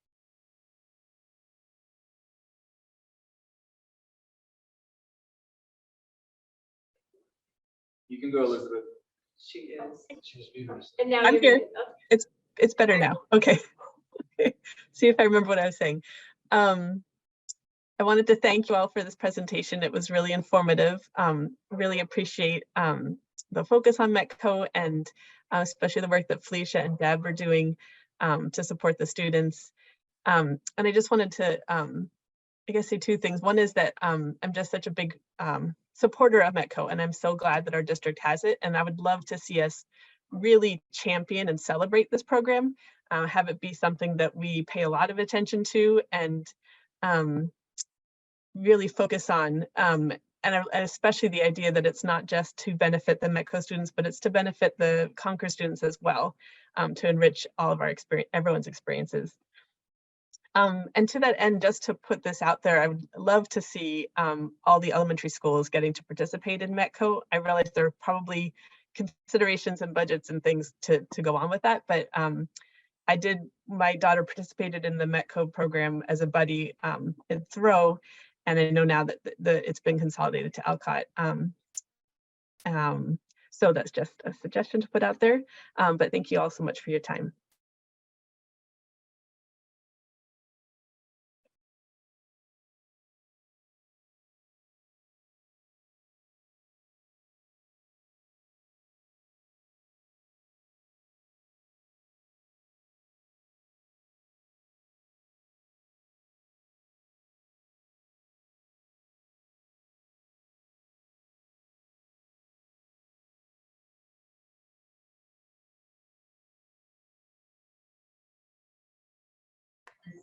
A policy committee of the whole. We had a smaller group this time, but we were able to efficiently get through a whole host of policies. We focused on finishing the K and L, community relations and education agency relations policies, and then we did a couple of housekeeping things. So I'm going to run through them, and then we can open it up to discussion on any of them. So I emailed most of this out, so hopefully folks have had a chance to take a look at it.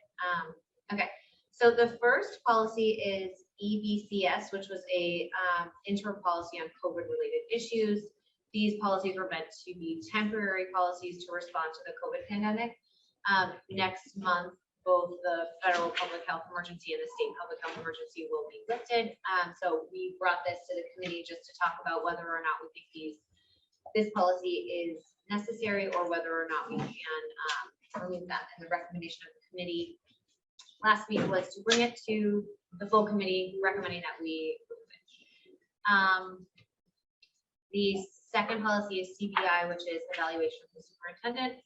Last spring, we determined that we would evaluate the superintendent every other year. So we intended to review this policy simply to just update it to note that. However, in looking at it, we realized that the MASC version is much cleaner, much more thorough, and is just a better policy. So and it also, when we talk about timing, it says that it would be a mutually agreed upon time versus indicating in the policy that it would be annually or every other year or whatnot. So our recommendation coming out of the meeting was that we bring this to a first read and recommend to the committee that we adopt the new MASC version. Moving on to the K policies. KLG is relations with police authorities. This policy outlines how we engage with the local police. There were no changes between our version and the MASC recommended version, so we recommend that we mark this as reviewed with a new date. KLK is relations with local government authorities. Oh, KLJ, my apologies. Relations with local government authorities. This policy outlines how the administration will work with planning boards and authorities as it pertains to schools. Again, there are no changes between our version and MASC's recommended version, so we recommended that we mark it as reviewed with a new date. LA is the education agency relations. This policy sets a goal or expectation that the school committee will engage with and learn from other education groups and institutions, noting that, quote, much is gained through cooperative endeavors with other agencies. Same thing, there are no changes between our current version and the MASC version, so we recommended we adopt or mark it as reviewed. LB is relations with the other schools and school districts. The purpose of this policy is to outline how and why the schools might cooperate with other schools or agencies to meet the needs of our students. An example here is how Concord and Concord Carlisle work with Case Collaborative. Here again, there are no changes, and we recommend that we mark it as reviewed with due date. LBC, relations with non-public schools. The purpose of this policy is to outline a process by which the school committee and the administration will follow when engaging with a potential new private school that hopes to open in Concord or Carlisle. We have a very outdated and vague version of this policy currently. In fact, Dr. Hunter was talking about her experience using it and how it was very chaotic trying to put the pieces together. The new version that MASC recommends offers kind of a roadmap that we would follow as well as school committee and administration to go through that process. I don't want to speak for you, Dr. Hunter, but you indicated it seems like a good Yes, much clearer, cleaner, yeah, specific. So an unlikely occurrence, but if it comes up, it would be a good But it change. did, so It yeah, did, you never yeah. know. So weird. So we recommend that we adopt the new MASC version. And the last one is student teaching and internships. So this is another policy in which there's no difference between our policy and the MASC policy. The purpose of it is to, it kind of outlines our commitment to student teachers and interns. And it states that an initial arrangement with colleges and universities must first be approved by our committee. We discussed this as a group at the policy meeting last week, and we're kind of uncertain as to why this is something that needed to come through the committee. I followed up with Dorothy Presser. I sent this along to all of you, but she said that in some instances there are financial arrangements involved. So that is why it would go through the school committee. I think this is where we might discuss what we want to do with that. But yeah, so that is the only really big discussion. We can talk about any of these policies, but that's the one thing I do think we should kind of talk about on how we want to move that policy forward. That's the thing. Okay. Any discussion about any of these policies? Carrie, I wonder if you could go back to Yep. KLJ, KLK. Yep. not sure you spoke to both of them. If you did, can you spell out planning authorities? Is that like the planning board or what? Yeah. What are other examples? So we talked about this, planning authorities, and then I think it says it is planning boards, and then any other authorities that have, I think it just tries to be broad for the purposes of anyone that's doing planning. Okay. We talked about maybe it also is in terms of anybody planning things that may impact school, Yeah. but usage, right, like town meeting. And Having it so on. there's an access to facilities or. It gets very broad very fast. Yes, Yeah. and it's Yeah. just, And that's where we. it read like it was intentional, like that was. Good. It read like it was intentionally brought. We read that it was intentionally brought, anyone who may have, be in an authority position who plans things that may somehow relate or impact school operations. So I guess just a rhetorical question, do we, by virtue of its broad nature, do we set ourselves and these other groups up for non-compliance? And not willful, and just because it's difficult, and I say it's just rhetorical, I'm not sure there's much we can do about it. I think we talked about, let's just stick with the MASC version. Yeah. I think that's kind of where we landed on it. Again, I think And they were the because same. it says the superintendent will keep the school committee informed of planning matters. So, I think that allows us the flexibility. Again, I think the town meeting was the best example that we came up with. Sarah just mentioned, ensuring that major school events are not in happenings. conflict. I don't think it's about the minutia, That's but very much operational. yeah, Unlike well, that's what the- it says. The superintendent will keep the school committee informed. So I don't think, What about our capital planning with the town? Where would that fit with this? Because that seems to be an area of emphasis in Concord town government. The word functions made me think this was more practical and event specific than high level planning like that, physical facility or otherwise. I felt like this was really event based for the most part. Thank you. That's Yeah. helpful. And Court, to your point, I think I may have missed KLK. Yes. you actually missed KLJ. It's with relation to local government. Oh, I just want to say it. Yes. But you did KLK, you skipped KLJ. I just. Oh, okay, okay. Well, They okay, so both sound reviewing very both. governmental. Hold on, please. Any other questions on our first read? And our revisit will be next week, Tracy? Yes, it will not be tomorrow, their next meeting. It will be next, Very good, thank you. okay? Well, not next week, the week after vacation. Yeah. Next meeting. And does anybody have any comments or thoughts on student teaching internship?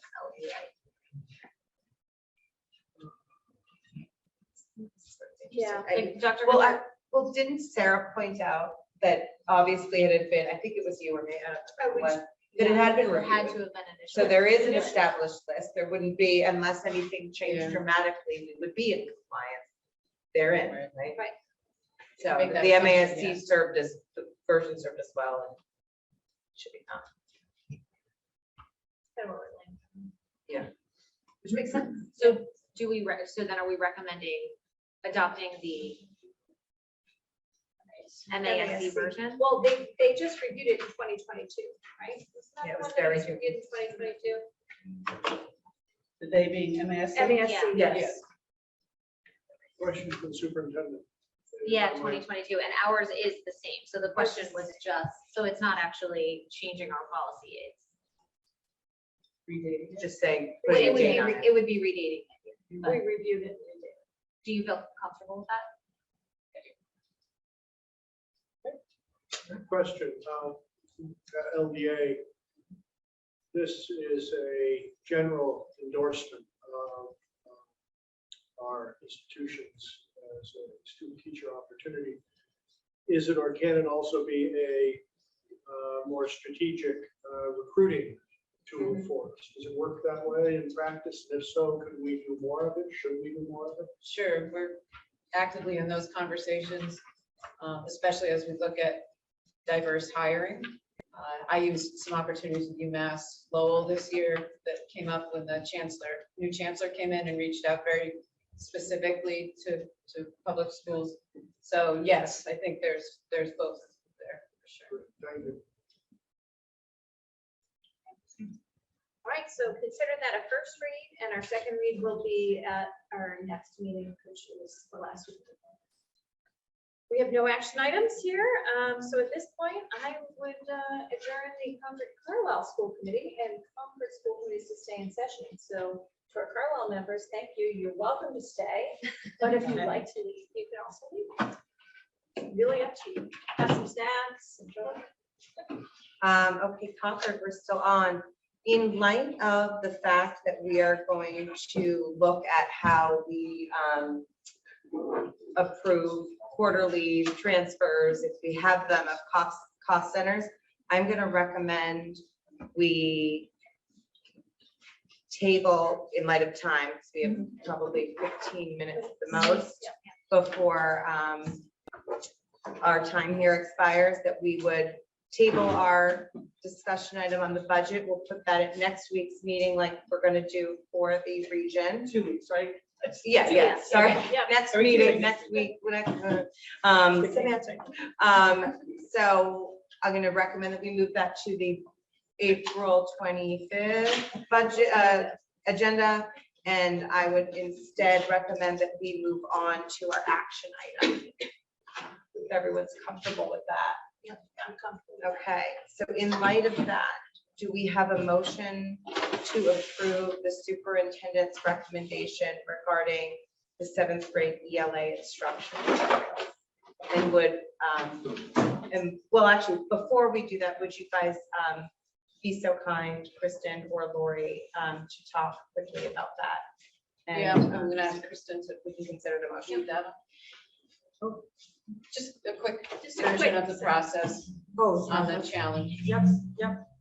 So you enacted a policy, a new policy for curriculum opt-out, so in challenges. So a parent of a 7th grader challenged the reading of the book I've Never Been.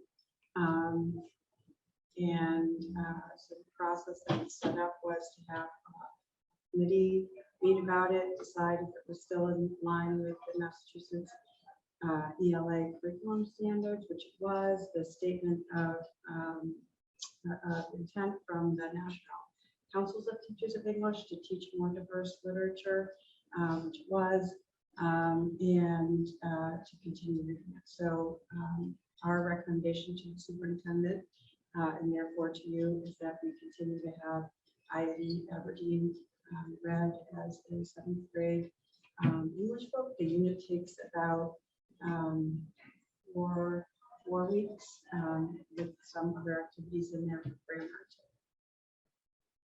Yeah, and just one point of clarity, you didn't put a new policy in, you took out one of the old ones, which made this the active policy for how questions of library and curriculum are handled. So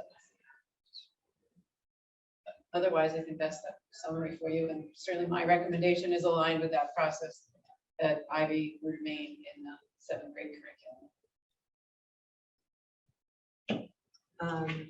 So if everyone feels that that overview is sufficient, I would now entertain a motion on this.